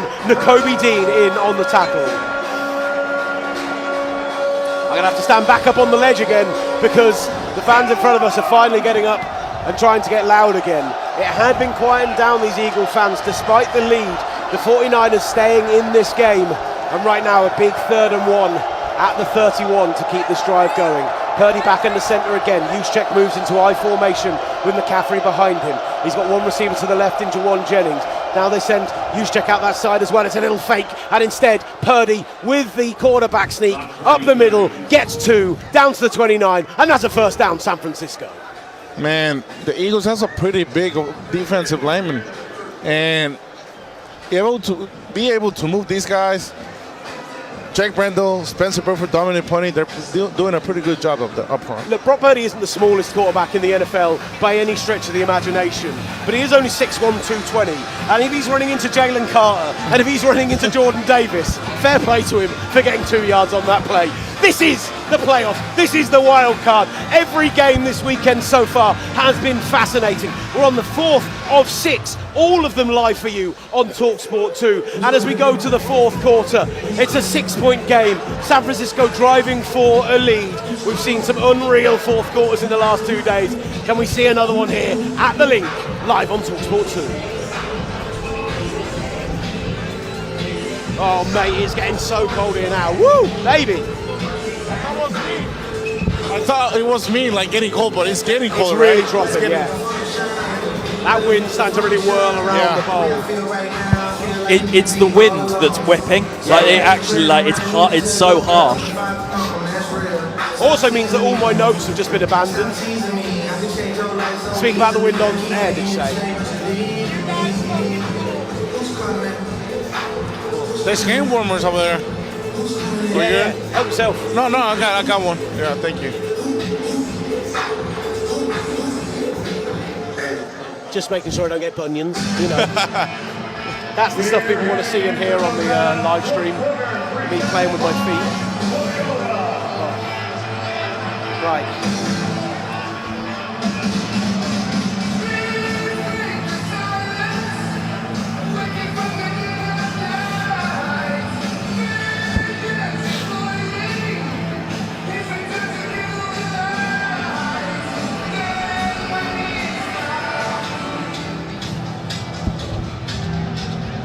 Are you happy, Alfredo? Pretty happy, man. Pretty happy. I never thought I was gonna do this. Too quick. Not even in English, but I'm pretty excited. How is it doing in English versus Spanish? What's up? How is it doing in English versus Spanish? I mean, in Spanish, I don't know.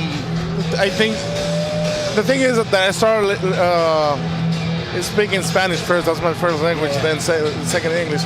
It makes it more trouble. Well, you're doing brilliantly, mate. Thank you, guys. Thank you.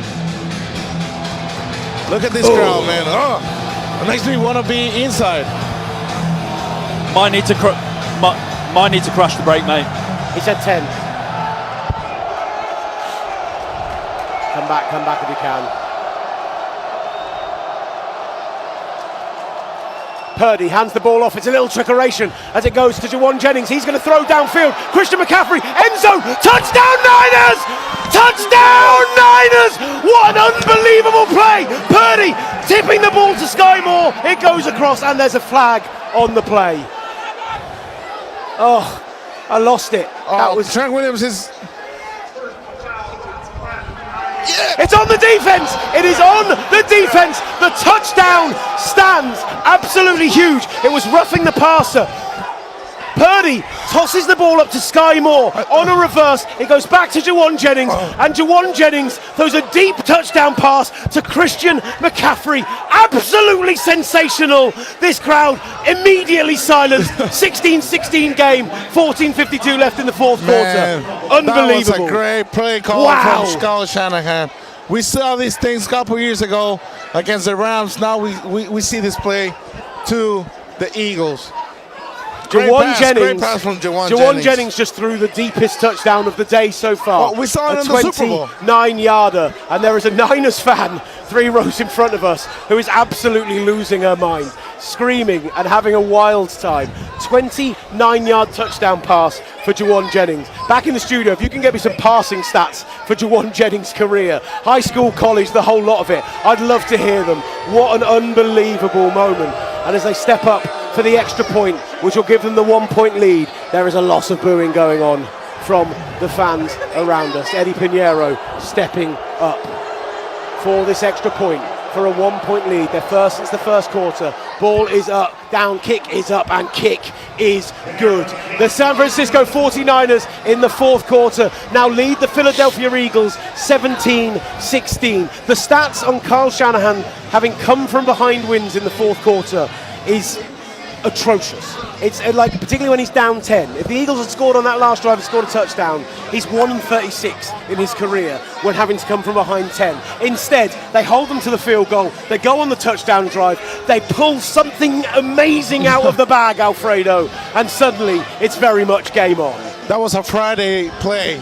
On Friday we go through these plays, and I'm glad they use it, because they of course they need it. They didn't have their rhythm. They didn't have the rhythm. They wasn't connecting with the receivers.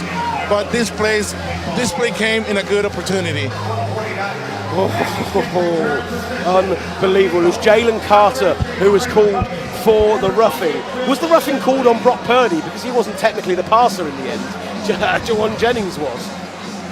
But they do protect the quarterback, and particularly in this fixture, very different very different playoff game between these two than we saw 3 years ago when Brock Purdy in his rookie season went down injured in the first quarter after completing his first 4 passes of the game. The Eagles ran out 31-7 winners on the way to losing that Super Bowl to the Kansas City Chiefs. Today they find themselves down a point in the fourth quarter, and as Britton Covey fumbles the kickoff, but in the end zone, the Philadelphia Eagles offense will come out and start with the ball at the 35. This has been the tale of the tape for the Eagles so far in this game. They start this game with the 2 touchdowns and the turnover on downs. They move the ball brilliantly on those 3 drives.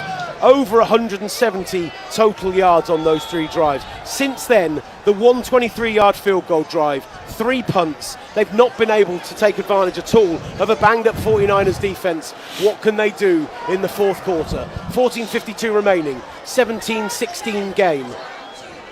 Jalen Hurts starts in the gun. He's got lots of time. No pass rush from the 49ers, and finds Saquon Barkley out of the backfield, finding space, and a toe tip tackle from Eric Kendricks right around the 40. A flag does come in. This could be holding on the rookie wide receiver for the Eagles, and if it is, it's going to negate a big first down play. It is a huge holding call on the Eagles rookie wide receiver Darius Cooper, who's seeing game time for one of the first times this season. And it's a huge hold. It's absolutely massive. You cannot make these mistakes, especially in the fourth quarter. Jason Pinnock into this game for Jair Brown, although he's just been replaced by Upton Stout. He is the one who was held, and that goes from being a first down reception out of the backfield to being a 10-yard loss and 1st and 20 with the ball at the 25.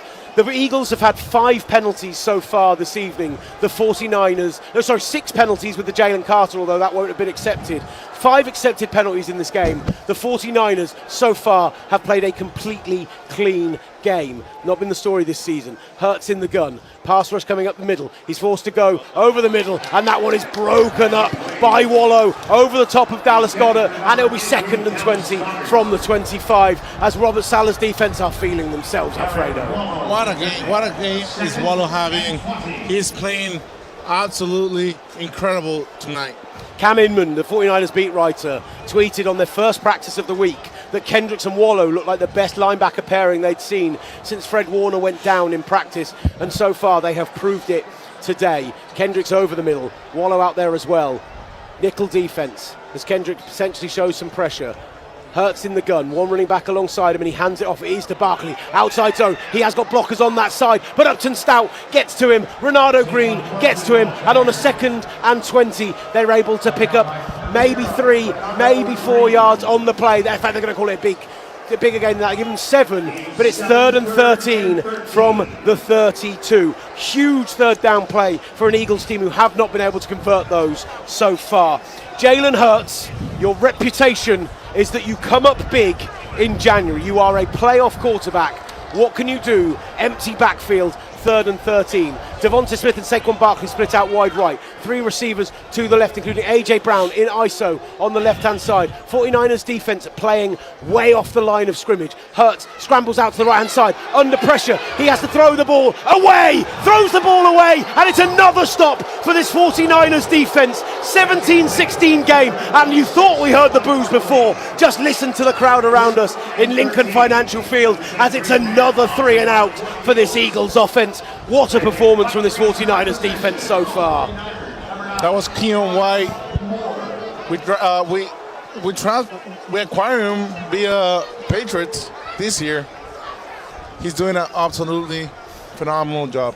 In this game here, he has been very spotty, very up and down in the season, as Braden Mann is going to punt from around the 18-yard line. Ball is set on the 32.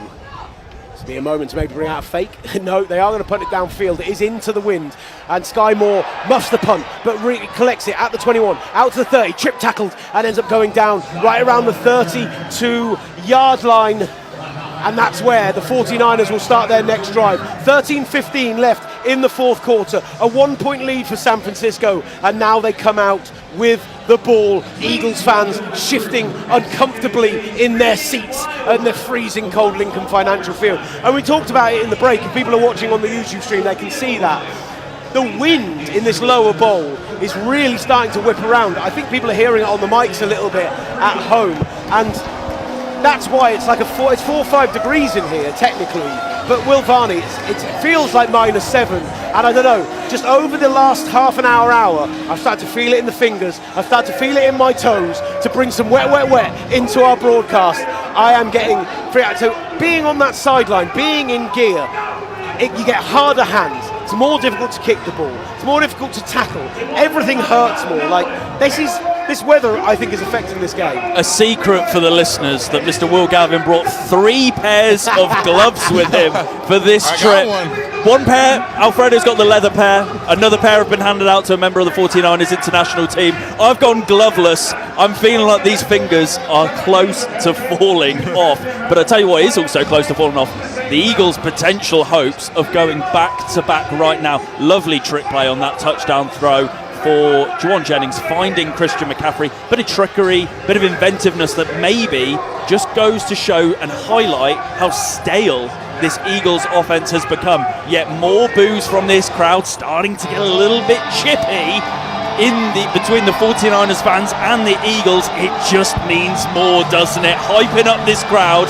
We are in the 4th quarter. This is where seasons are either made or they are put to an end. And right now, the 49ers, you mentioned it, Will, Robert Saleh, arguably this is their best defensive performance the Niners have had all season long. They have been so valiant in defense, considering the injuries that they've had to deal with. The linebacker core playing so hard as well. The question is, can they hold on? Are they able to stop Saquon Barkley? Can they stop those explosive plays? I asked for our team to deliver me Jawan Jennings passing stats, and boy, did they deliver. Jawan Jennings has 2 touchdown passes in his career.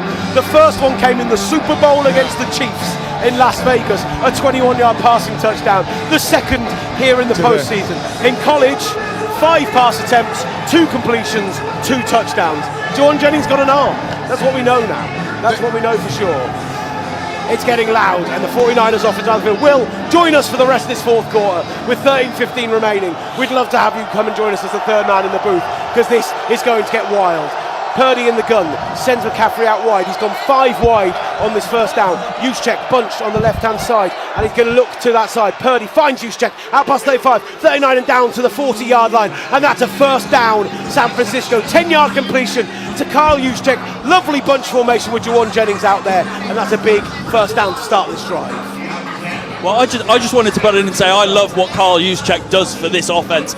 This guy, look, I've heard it once before, fullbacks being described as heat-seeking missiles. You can describe him as one, that's for sure. He refused a pay cut in the off-season, was cut by the team, and then brought back 3 days later, and has ended up being one of their best players on offense this season. He goes in motion, pitch to McCaffrey, space on the outside behind Juszczyk, and a huge tackle coming over the top. A 4-yard gain for Jordan Davis. You talk about heat-seeking missiles, flies at Christian McCaffrey and holds what could have been a big break-off run to just 2 yards. It's 2nd and 8 at the 43. And he's limped straight off the field after making that tackle, by the way, Will, so definitely one to watch. He's looking at his knee. I wonder if there was some heavy contact on that big stop.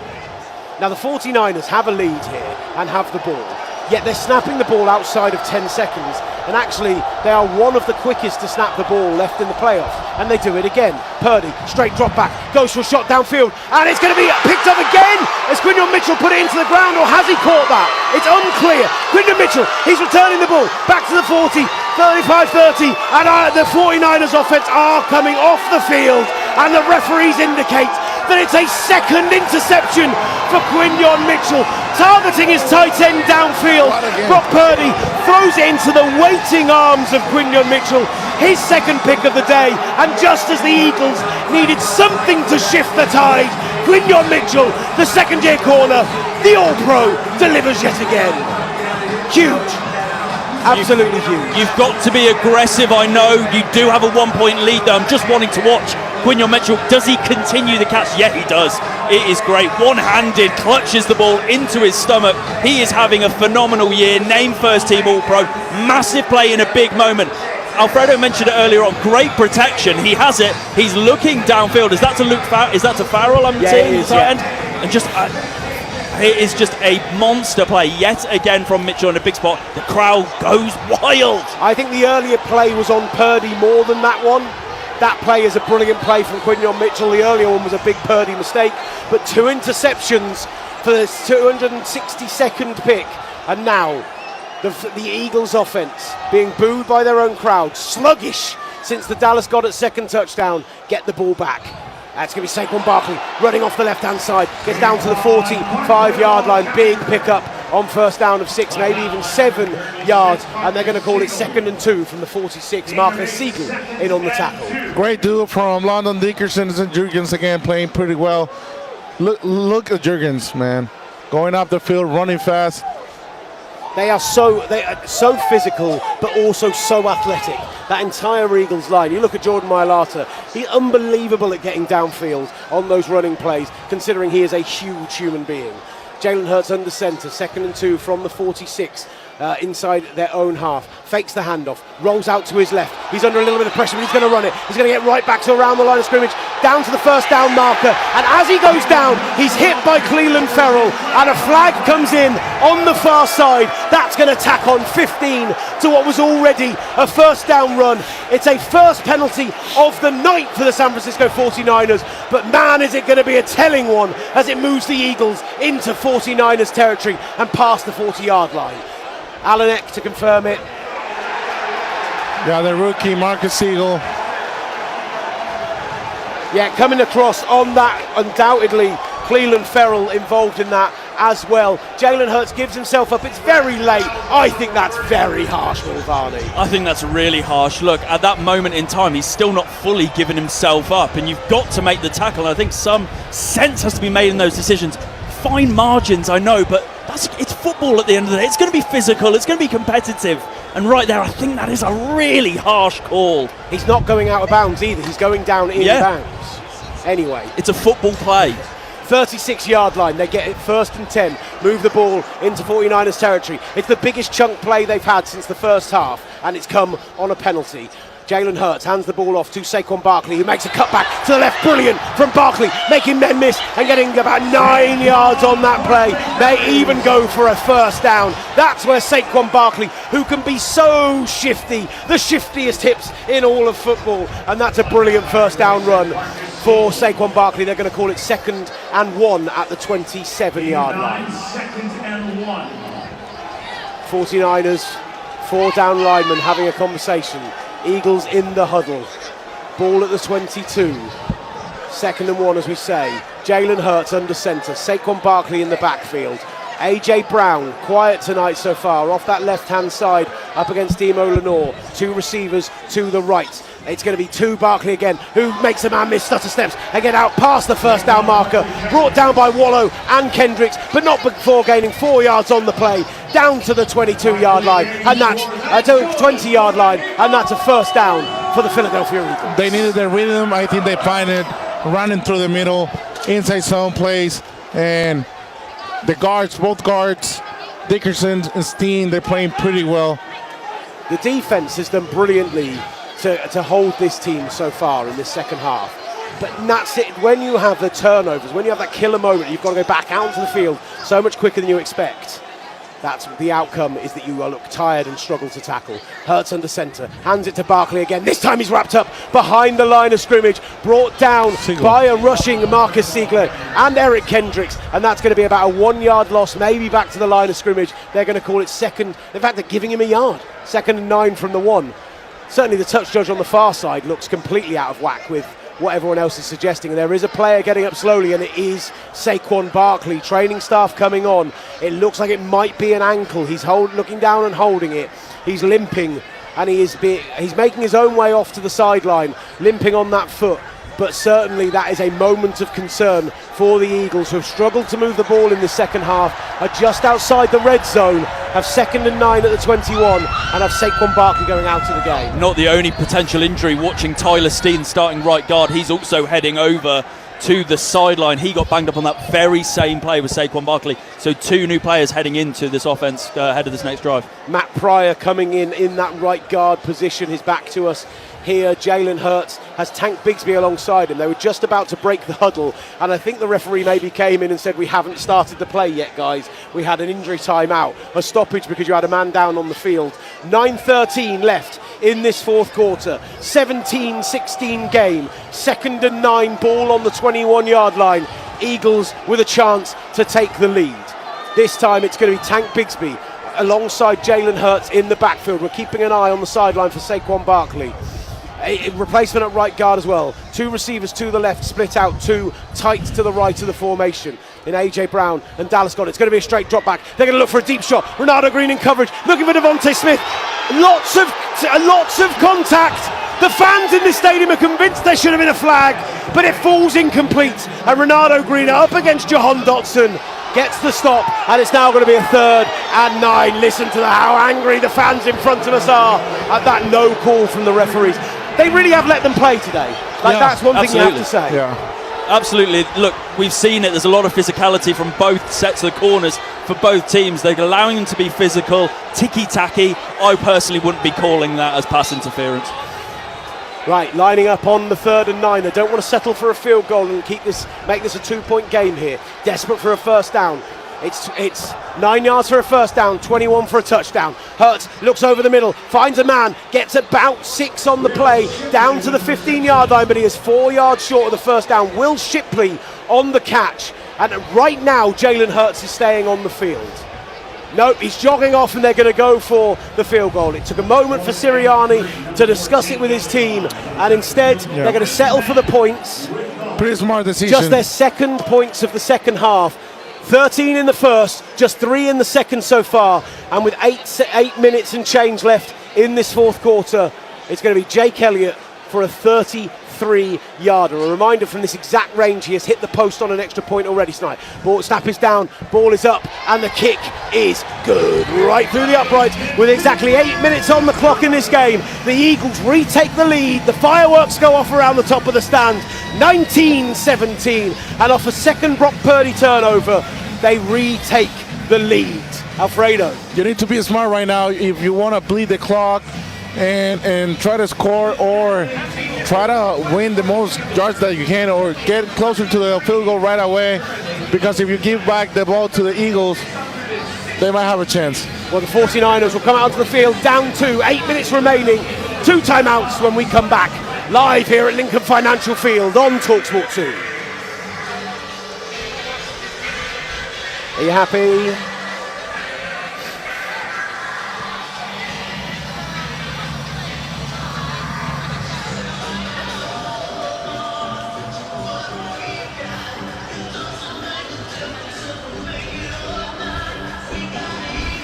Oh, God. Woo!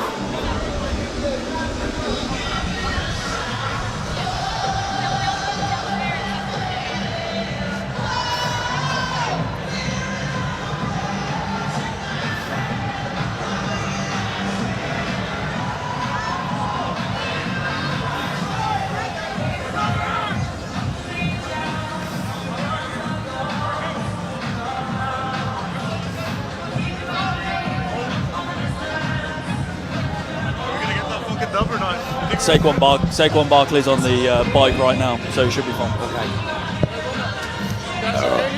Excuse me.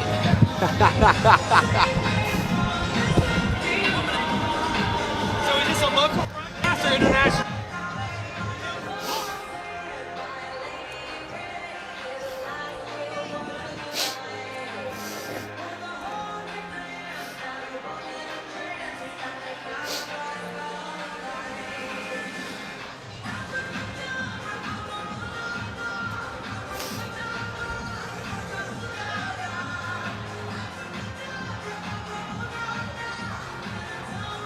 How long have we got, mate? Sorry.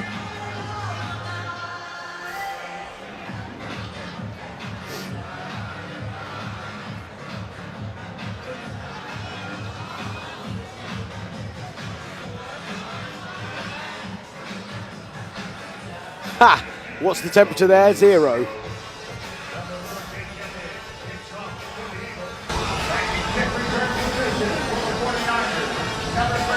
Back with NFL Live on TalkSport 2. 8 minutes left in the fourth quarter in this wildcard weekend matchup between the 2 most recent NFC representatives in the Super Bowl. The reigning Super Bowl champion, the banged up 49ers. San Francisco are down 19-17 on the road and are getting the ball back with 8 minutes remaining, with a chance to go and take another lead. It's a high looping kick that Sky Moore's going to take at the 15. It's out to the 30, breaks a tackle, gets down to maybe the 34-yard line, just short of that 35, and Brock Purdy will come out and start from there, and there's a little bit of afters in and amongst those Eagles players, getting a little bit tasty out there, boys. Alfredo, these are 2 teams who really don't like each other. Yeah, like I told you before the game, he's one of the new rivalries of the 2020s, and we can tell by how aggressive they're playing. There's Jahad Campbell, who started this season so brilliantly, but has seen more action on special teams recently than he has seen actually starting, with more Nakobe Dean alongside Zach Bourne. But yeah, he got a little bit scrappy there, certainly. Right, Purdy starting 1st and 10 from just inside the 35. Straight drop back. Has a man over the middle. It's Kyle Juszczyk, makes the catch, picks up maybe 5 on the play. That's going to be 2nd and 5 from the 39-yard line. Big catch in traffic from the big fullback. Look, it's got to be like a laser, that throw, and it was on the money. Really, really tight coverage, tight window. Great throw, great catch. And right, this is what you want to do. You want to burn some clock. You want to get some momentum as well. Look, you're down by just 2 points. Put yourself in a position to burn that clock and really put yourself in a great spot. Juszczyk comes out of the game. in comes Kendrick Bourne. They've gone 4 wide with McCaffrey in the backfield, but it is going to be a straight drop back. McCaffrey picks up the blitz. Purdy, he's going to be able to scramble up the middle, out to the 40, to the 45-yard line, maybe gets to the first down marker, right around the 44, and they're going to call that a first down to the San Francisco 49ers. Big pressure coming off the left-hand side from Jordan Davis. Purdy tucks it, runs, and gets the yardage he needs. Alfredo, he's so gutsy. So good. He uses his legs pretty well. And that makes us a good quarterback that can pass and can run. Right. Ball at the 44 then. 1st and 10. San Francisco down inside 7 minutes. 6:40 left on the clock. The Eagles have all 3 timeouts. The 49ers have 2. So plenty of chance to stop the clock. Brian Robinson Jr. is into the game. Purdy stroke drop back, has him available, goes over the middle to DeMarcus Robinson at the Eagles 40. He makes the catch. It's a first down San Francisco, a 15-yard play, and DeMarcus Robinson is having by far the biggest game of his San Francisco 49ers career. 5 catches, 95 yards, and a touchdown already, and I think that makes it 111-6. What a day he's having. What a day the passing offense is having, while the rushing game struggling to get going. Purdy is now in the gun. Brian Robinson stays in alongside him. Purdy drops back. There's big pressure. Zach Bourne on the blitz, and Brock Purdy is forced to just throw that one away. Really nice blitz off the right-hand side by the Eagles defense. Zach Bourne getting right in Purdy's face, but really well scrambled and really well sets his feet to get that ball out of bounds. Yeah, Spencer Burford didn't saw the blitz coming. Trent Williams tried to say to them that he was coming, but the communication wasn't there. It's too loud, so they can communicate. That's it, isn't it? That's why playing offense on the road is so difficult. You can have a future Hall of Famer, all-pro, screaming in your ear, and you just may not hear him. Sky Moore is into the game. Juwan Jennings on the left-hand side. Kendrick Bourne on the right with McCaffrey in the backfield. They send a man in motion. Purdy, drop back. He has a little leak out to McCaffrey. He goes to him. Nice block from Brendel on the outside. McCaffrey cuts back to the left, out past the first down marker, down to the 30-yard line, and that's going to be 1st and 10. The 49ers are rolling. 5:40 left in this 4th quarter. Like I mentioned, just building momentum. Really nice play there. Great block out of front, and then you're able to see just the speed, the elegance of Christian McCaffrey in the open field. And right now, for me, I mentioned it, take some time off the clock, but move the ball, and they're doing exactly that, putting Philly under real pressure. That's going to be Purdy under centre, McCaffrey in the backfield. 2 receivers to the left, 1 to the right. It goes to McCaffrey, cuts back inside, maybe picks up 4, possibly 5 on the run as he's toe-tip tackled. I'm not sure who's brought him down there in the absolute melee we had in the middle of the field. It's Marcus Epps coming over the middle to bring him down. I think if Epps misses that tackle, McCaffrey has a lot of open field ahead of him. Instead, it's going to be called a 4-yard gain, 2nd and 6. Ball is at the 25-yard line. If you're watching on the live stream, TalkSport USA, well worth watching, but I'm even dwarfing Alfredo Gutierrez right now because I'm having to stand on the bench in front of me to see over the fans. Purdy in the gun, McCaffrey alongside him. It's going to be another drop back. He's got some in-breaking routes, but he's going to be sacked. No, he's not. He gets forward, back up to the original line of scrimmage. It may be about a yard loss on there, and there is a flag in on the play as well. Which way is this one going? Let's hear from Alan Eck. He's bringing together his zebras for a little gathering. Jalen Carter getting in their ears as well, getting involved in this moment. It is going to be holding. Wow, it's holding against the defense. An automatic first down. Tunges held by Reed Blankenship right around the line to gain at the 20. And yet Blankenship just puts a hand on him, pulls him back, and it's another costly penalty for the Philadelphia Eagles in this game. They lead 19-17. They've done a brilliant job of holding the 49ers rush to just 68 yards in this game. But Purdy, 2 interceptions, but 276 yards in the air in this freezing cold. A touchdown for him, a touchdown for Juwan Jennings as well. And it's been all passing in this drive so far. Purdy stomps his foot, has McCaffrey alongside him. Robinson lifted outright, and it does finally go to McCaffrey, who cuts out. So that's left-hand side, down to the 15, down to the 10, finally brought down. But it's a big 10-yard run for their superstar back, over 400 touches this season. But they're in the red zone, and now they're going to have 1st and goal from the 10-yard line, down 2 in this NFC Wildcard matchup as the clock ticks towards 4 minutes remaining, guys. Pooney, Jake, and Well, this is the Yeah, what a block for Jake Brendan and Burford coming onto the combo. But Dominic Puni also keep running his feet, putting his hand on the chest and keep running. The interior of that Eagles line is no joke.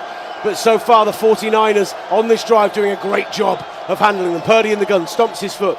He's got an empty backfield. He's going to look over the middle, finds a man right around the 4-yard line. It's going to be Kyle Juszczyk, picks up 6 on that first down, and it's going to be second and goal from the 4. And Kyle Juszczyk once again stepping up in a big spot, but that's an absolute laser beam that Brock Purdy has thrown. Great readjustment from Kyle Juszczyk, being able to secure it. He's under pressure from Reed Blankenship. And right now, the 49ers are keeping this Eagles defense guessing. They don't know whether they're going to go past, whether they can run the ball more efficiently with Christian McCaffrey. And right now, that's where they're finding success. Question is, can you punch it in and make it count? They have struggled so much to keep these long sustained drives in this game. This one sensational. Purdy in the gun. McCaffrey alongside him, sends a man in motion from left to right, stomps his foot. The Eagles show blitz. They fake the handoff. They go over the middle and it's broken up. Brilliant play in the backfield from Cooper DeJean, breaking up the possible touchdown pass. And it'll be third and goal from the 4. And we mentioned the corners having such tight coverage, and yet again Cooper DeJean stepping up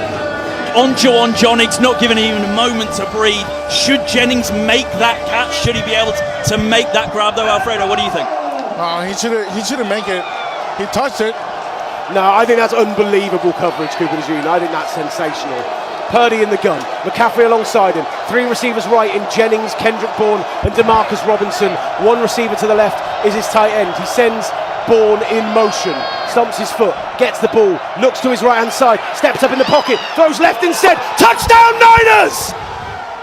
Christian McCaffrey right on the G of the Eagles in the end zone. And in the 4th quarter, they retake the lead. San Francisco up 4, 23-19. And this battered, bruised and banged up San Francisco team just won't take it lying down. Man, Purdy under pressure. He steps up on the pocket and finds CMC for 6 points.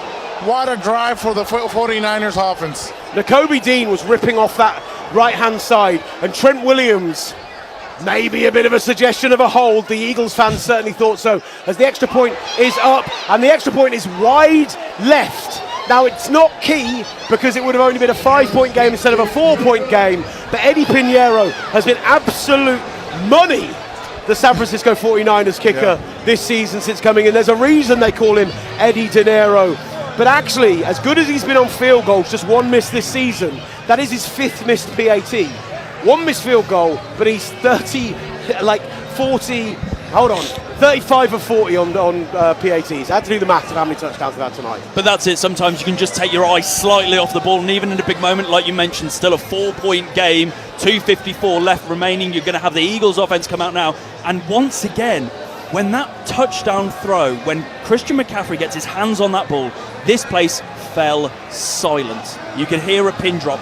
Right now, there is this almost stunned silence. People were coming into this game going, Philadelphia want San Francisco to come in. They want to play San Francisco. This team is beaten up. This team doesn't have the talent that it usually does. They thought they would run and walk on this defense, and right now, yet again, San Francisco are showing up in a huge moment. The question is, this defense that for the big majority of this game has been able to cling on, hold on, and limit the offense, can they do it with potentially a divisional game at Seattle next week on the line? The time of possession in the first half saw the Eagles have the ball 10 minutes more than the Niners. They've been split almost exactly down the middle in this second half. San Francisco have done a much better job at maintaining drives, and the Eagles have really struggled to do the same. 2:54 on the clock. Crunch time in this game. 4 fourth quarter lead changes already. Will we see another as the kickoff is boomed away and taken in the end zone? That's the 3rd one today, where they're going to be coming out to the 35-yard line on the kickoff. It's the wind, I'm telling you, the wind is blowing as we're looking at it from right to left, and it catches that ball and it goes about 10 yards deeper than you expect it to. Alfredo's checking if the heaters are working. Not really cold. I've never been, I think. I'm feeling it on the back of my legs. I've been on the sideline, and we have heaters over there, but heaters, the dry coats, everything. Well, we need some of that from the team. Where are our dry coats on the sideline here? Right, 2:54. The Eagles come out at the 35-yard line. Jalen Hurts will start this drive in the gun. Saquon Barkley, we saw him on the bike during the break, and he is back into the game now, and he's an option out of the backfield. He's leaked out of the backfield. Eric Kendricks wraps him up for maybe a 3-yard gain on that little pass, but Hurts is looking for something downfield. The coverage was excellent, and he's just forced to take his check down. Sensible quarterbacking, but Protection was excellent too. right, Hurts back in the gun again. They are going hurry up, no huddle. Silent count as well. Hurts looks to his left-hand side, finds Barkley again out of the backfield. Barkley picks up maybe another 2 on this one, gets to about the 40-yard line, but that's going to be from a 2nd and 7 to a 3rd and 6, maybe a 3rd and 5 with the ball at the 40. They're just unable to get any chunks going at all here so far as Bryce Huff comes into the game for the 49ers, as does Yetur Gross-Matos. I haven't called his name too much this evening. Can the 49ers defense come up with a big play and a big stop in a huge moment to, well, not put this game to bed? There's plenty of time left with all the timeouts as well, but we're nearly at the 2-minute warning, 2:25 remaining. Hurts in the gun, Barkley alongside him, 3rd and 5, drop back, goes over the middle, finds A.J. Brown, and A.J. Brown, under pressure from Damon Olenor, puts the ball into the ground. That is a straight up drop on a key play, and with 2:21 left in this game, with the ball at the 40, the offense is staying on the field for this 4th and 5. I'm not calling this game because of the timeouts, but this is absolutely huge, and suddenly the missed extra point, with them being in field goal range, feels huge as well. Right, 4th down, Jalen Hurts, his home legacy in the playoffs on the line, his reputation as Mr. January on the line, in the gun, has gone 5 wide, straight drop back, he's got options over the middle, that's where he looks, and he finds his man. Dallas Goedert out to the 50, down on the 45-yard line. Malik Mustafa in coverage, but what a conversion on 4th down for this Eagles offense. Huge moment. I mentioned that Dallas Goedert has been his go-to this season. That everyone talks about Devonta Smith, everyone talks about A.J. Brown. Dallas Goedert stepping up in a huge spot. And that will take us down to the 2-minute warning. The ball on the 45-yard line of the San Francisco 49ers. A 4-point lead, up 23-19, but the Eagles into Niners territory. And this is it. This is the game, ladies and gents. Can you run the ball? Can you bring that clock down? Can you score the touchdown to go and win this game of football if you're Philadelphia and if you're San Francisco? Can this defensive performance, I think, has come almost out of nowhere when you've seen what they've been over the last 7 weeks? Can they step up and make a play?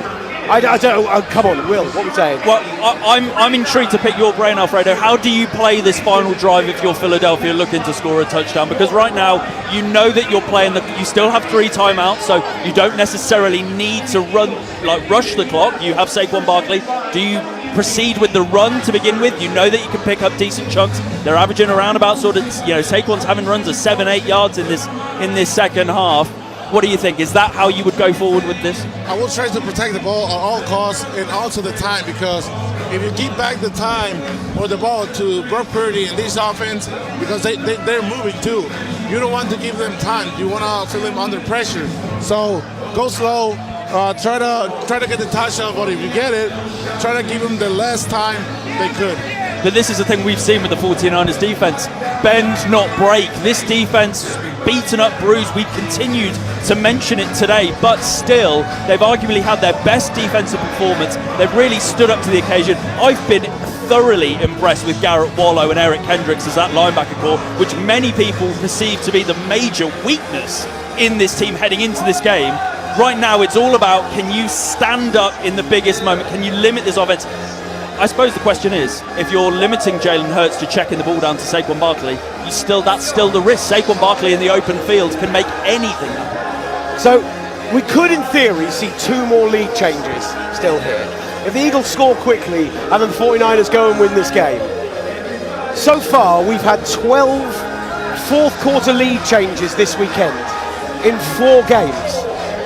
That's the most in any postseason in NFL history, and we're only 4 games into these playoffs. These games have delivered time after time. Both games last night, sensational. Jags-Bills earlier, sensational. This game, right down to the wire. And later, Chargers-Patriots live on TalkSport 2. Tomorrow night, Steelers-Texans, a gimme of a game, so tough to pick. This has been one of the best weekends of football I can remember. And we've got a grandstand finish for you here on the Talk Sport 2 as we come out of the 2-minute warning. 23-19. The San Francisco 49ers lead the Eagles. 2 minutes, ball at the 45, 1st and 10, all 3 timeouts Philly. Hurts, straight drop back. He has options on the outside, but he's going to go to Devontae Smith at the numbers on the 40, outside and down for a first down to Philadelphia, and he goes out of bounds as well at that 40-yard line. First down, 10 yards, big play to keep their drive going, wallow in on the tackle. Well, that's it. When you've got significant talent at those wide receiver positions, you just need one to step up. We saw A.J. Brown with a costly drop earlier on, but Devonta Smith, yet again, another phenomenal year that he's had. Over 1,000 receiving yards. He continues to really amaze in that wide receiver duo. The excellent writer Miles Simmons tweeted after the A.J. Brown drop, his last target in Philadelphia, then they converted a 4th and 5. Unbelievable. Jalen Hurts in the gun with Saquon Barkley alongside him. 2 receivers right, Brown and Smith to the left. He's looking to the left. He goes in that direction. He gets Devonta Smith across the formation, and it's another first down pickup all the way down to the 21 of the San Francisco 49ers. This offense has struggled so much to move the ball in this second half, but yet on this final drive, they are rolling right now, just 1 yard outside the red zone. They go hurry up. 1:32 remaining on the clock. Down 4. Hurts stomps his foot, gets the ball. Barkley goes out of the backfield. He's got 2 receivers to the right. He's going to rush it, and he is tackled right around the line of scrimmage. In fact, it's going to be a 1 yard loss, and it's going to go down as a sack for Keon White. A huge play for him, as it looked like it was going to open up for Jalen Hurts. And we're down to 1:12 remaining, 1:10 remaining. It's going to be a 2nd and 11. Ball at the 21. They have to get a touchdown here in order to win this game of football. A field goal does nothing for them. Hurts in the gun. Barkley alongside him. 2 receivers right, 2 receivers left. Hurts stomps his foot, gets the ball. Pressure coming up the middle. Bryce Huff gets him. He's forced to scramble out to the right, and he has to throw the ball away in the area of A.J. Brown. But it'll be 3rd and 11. 48 seconds now remain. Ball at the 21. 2 downs to decide your season, Philadelphia. 2 downs to keep your playoff hopes alive. The 49ers bring Huff and Keon White back into the game. It is a good point, Will. Worth noting, there are 3 timeouts the Philadelphia Eagles still have. What you can do here, you don't necessarily have to throw the ball. Do you want to run it with Saquon, and then you're going to arguably go for it on 4th down anyway? The whipping wind in the stadium again moves the ball off the spot, has to be respotted, and now Hurts in the backfield. 3 timeouts, as the boys have pointed out. Barkley alongside him there. The 49ers line, a bit of confusion, but they are showing 5 down linemen, a blitz. We see the man who's got 2 touchdowns today, Dallas Goedert, going from right to left in the formation. Hurts steps back, time in the pocket, looks towards Devonta Smith. It bounces off his hands and very nearly picked off by the 49ers at the 5-yard line, but it falls incomplete. And with 43 seconds left in this NFC Wildcard matchup, the Eagles have 11 yards to save their season. Wow. Wow, how's your heart going, Nice. Alfredo? This is skipping beats, man. Wow, like you say, Will, this is to define your season, to potentially go back-to-back, have that chance of doing that in San Francisco in just 4 weeks' time, and it all comes down to this. 11 yards for a first down, 21 yards for a touchdown. Saquon Barkley alongside Jalen Hurts. The 49ers have everyone up at the line of scrimmage showing blitz, and the Eagles take a time out. Unsurprising from Sirianni. Wanted to see what the defense would show before deciding on the most crucial play call of his whole season. Well, what did you make of the play call out of interest, Alfredo, there on the 3rd down? The fact they're looking for Devonta Smith. It's a high throw, but Devonta Smith, again, talent-wise, should really probably be getting his hands on it. He's an impressive wide receiver. Yeah. I thought they might have run the ball. I thought they might have given it to Saquon. You know that you can take, you have that ability with the timeouts. It's slightly surprising, I think, tonight, some of the play calling. You're going to go for it anyway, so just give you closer to the, Exactly, to the first yes. down Exactly marker. that, Alfredo. Yes. Wonderful point from you. Like, why not get 5 or 6 yards Yeah. and make it a 4th and manageable?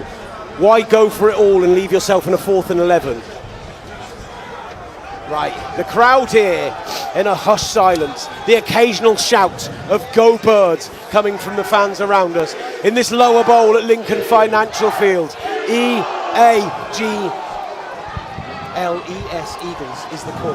But will it be the final one of the season for Philadelphia? 11 yards for the first down, 21 yards for the touchdown. Jalen Hurts in the gun, 43 seconds remaining, down 4 in this NFC wildcard matchup. AJ Brown splits out, straight drop back, over the middle, and it's tipped! Ball is tipped! Eric Kendricks does it! Eric Kendricks, who has been sensational today for the San Francisco 49ers, ends the Philadelphia Eagles season, and San Francisco are on to Seattle. Absolutely unbelievable scenes here in Philadelphia. The link empties almost immediately. And even with 2 timeouts on the clock, that should kill this game for San Francisco. No one gave them a chance on the road. No one said they were going to win this game. All of the pundits didn't believe in them. And yet the former 49er alongside me goes absolutely nuts as Eric Kendricks makes the play to keep the 49ers season going. Just look at that sideline in front of us. The 49ers players all right now waving to the Eagles in the crowd, waving to the 49ers players. What a moment, Will. Alfredo Gutierrez, Will Varney, you answer me this question. What is the best formation in football? The victory formation, baby. The victory formation, and the San Francisco 49ers come out, they take a knee, and this Eagles team, with so much questions will be asked, will not be back-to-back Super Bowl winners. They do take the time out after the first kneel. They are going to see this game out as much as possible. Look in the silent, man. Nobody expected this. Not even, I don't know, nobody. The crowd in front of us, bar the 7 or 8 49ers fans, has completely emptied out. Brock Purdy takes another knee. The clock is winding. It's inside 40 seconds, and the Eagles will take their second charge timeout. I don't know what they're hoping for here. You're inside 40. One more knee finishes it. I'm going to ask the question again in a moment. This is just outstanding. It's astounding to me. I have to be honest. I never saw this happening tonight. What an unbelievable performance You're gonna believe, from man. the 49ers defense. What an unbelievable performance from the 49ers passing game. As Brock Purdy comes out in the best formation in football, victory formation, he takes one final knee and the clock will wind down, the sidelines will empty, and San Francisco are on to Seattle. The reigning Super Bowl champions have been beaten on home turf, 23-19.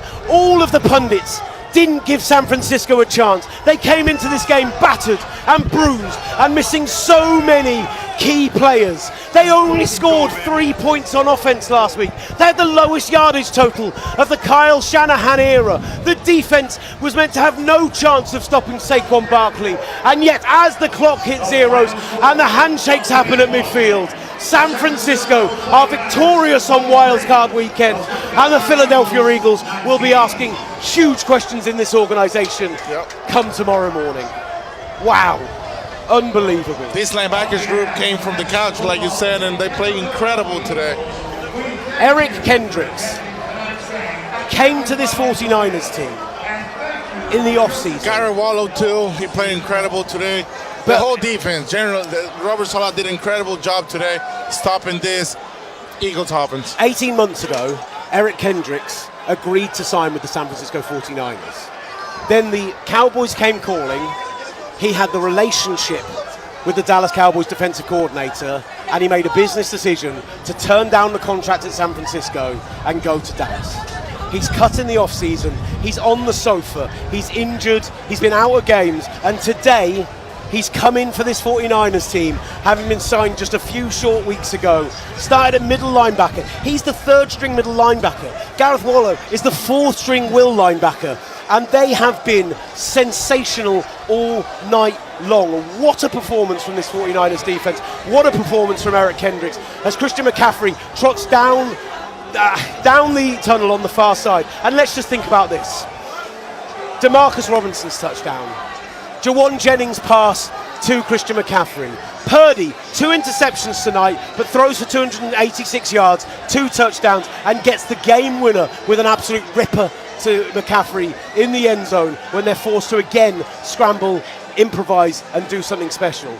Every time the questions are asked of this 49ers team, despite how difficult it's been for them all year, they have found answers, and they find them again tonight at the Link. Just sometimes you find things fall into place. And I feel like the San Francisco 49ers have found themselves in this place right now. A team that has had to contend with so much adversity this season that coming into this game, I did not give this team a chance. I thought this team right now was too much had happened. Will Varney said to me this morning while I was sat in Philadelphia airport waiting for my lost bag, he said to me, I'd be stunned if San Francisco won tonight. I did. And seeing that, how that played out there on that final drive, and this defense that has had so much, I wouldn't say criticism, almost just acceptance of the struggles that they've had to deal with. And it's not all their fault, the injuries that they've had to contend with. Robert Saleh has done a phenomenal job. But tonight, in the biggest moment of their season,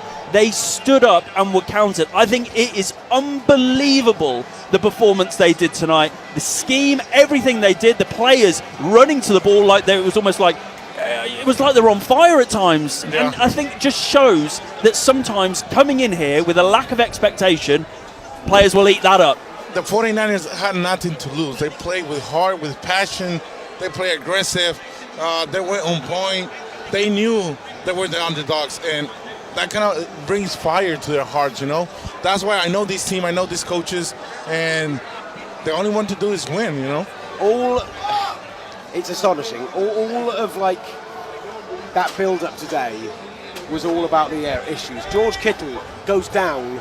His first catch of the game, as you just called for him to come into the game, and he goes down with an Achilles injury, which, based on him being carted off, potentially ends the season. And if it's an Achilles tear, he might not be back till November next year at this rate. Like, he could be out a lot of next season as well. Another blow for this 49ers team, and they just have so much guts and just held on so hard. And this city tonight is going to be huge questions asked of this Eagles team. Sirianni is the first head coach to go to 2 Super Bowls. I think it's 3 AFC Championship games, 2 Super Bowls in the first 5 years as a head coach. The only head coaches in NFL history who have a higher winning percentage as Nick Sirianni this deep in their career include Vince Lombardi and I think it's Tom Landry, like 2 of the all-time greats, right? I think the and 49ers yet, he might not be in a job tomorrow morning. Well, what do you think, Alfredo? Where do the Philadelphia Eagles go from here? We're seeing everybody start to leave this stadium. They were leaving straight after that 4th down, but there's a spattering of 49ers fans who are heading straight over to the tunnel, hoping to see some of their stars, some of their heroes for the Eagles. So many questions about this offense before tonight. Yet again, another frustrating performance for the offense. More frustration on the sidelines with what we saw earlier on with AJ Brown and Nick Sirianni. So where do this team go from here when you assess their season today? I don't know, man. I think it's really well coached, but if you have a healthy team and you cannot put points on an injured defense, it raises a lot of questions up front. And I know that the front office is asking those questions, and Sirianni knows it. And I know they're the world champions of last year, but if you're not going to improve or win to an injured defense, we have Robert Saleh, and he's pretty good on calling defense plays, but the questions that has to be asked is, this guy's gonna keep me on my dynasty that I'm trying to build, keep winning Super Bowls, that kind of like Kansas City dynasty? I don't know. A lot of questions I was gonna be asked. Well, does it fall on Kevin Petula? But I think some of it falls on Kevin Petula, but Sirianni is an offensive coach and is as much involved in that offense as Petula is. Petula's his guy, who's been with him since he was at the Indianapolis Colts. Yeah. Like, they've been together for 8 years at this point. Like, there is so much there that just says, like, Sirianni has to have some questions asked about him as well. I think it'd be madness to sack a Super Bowl winning head coach this soon, but this team just hasn't been. It's been a shell of itself at times this year. Amazing that they've still been an 11-win team. Amazing that they still won the NFC East, the first back-to-back NFC East champions in 20 years. But well, they made that hard work. They went on a 3-game losing streak. It gave Dallas some form of initiative. Can we just talk about the idea that we might see, like, there's still talk of Matt LaFleur losing his job after last night.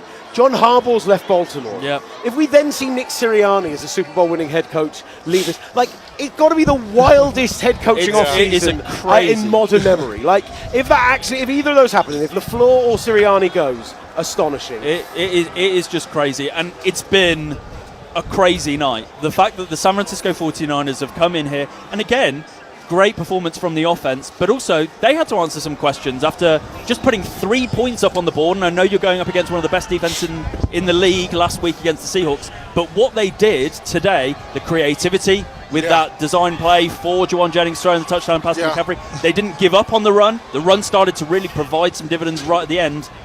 Kyle Shanahan got it completely right tonight, didn't he? Yeah, you have to be creative in offense, and Patullo is Sirianni's friend, and now you have to be able to say, do I keep my friend or do I bring someone else that is going to be creative and bring me those plays that I need? I never saw no double passes, no trick plays or whatever. You have to have it in your playbook when you're in struggle, just in case, And they were running pretty well, and by the end, they start changing stuff. The defense improved too, of the 49ers.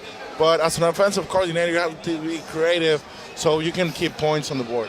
It has been quite the evening. My thanks to Will Gavin, of course, lighting it up on the play-by-play, and a TalkSport Daily. I want to say something. This is the best opportunity that I had.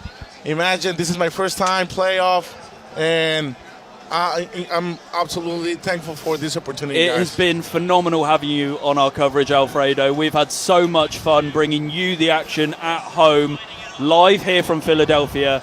Wow.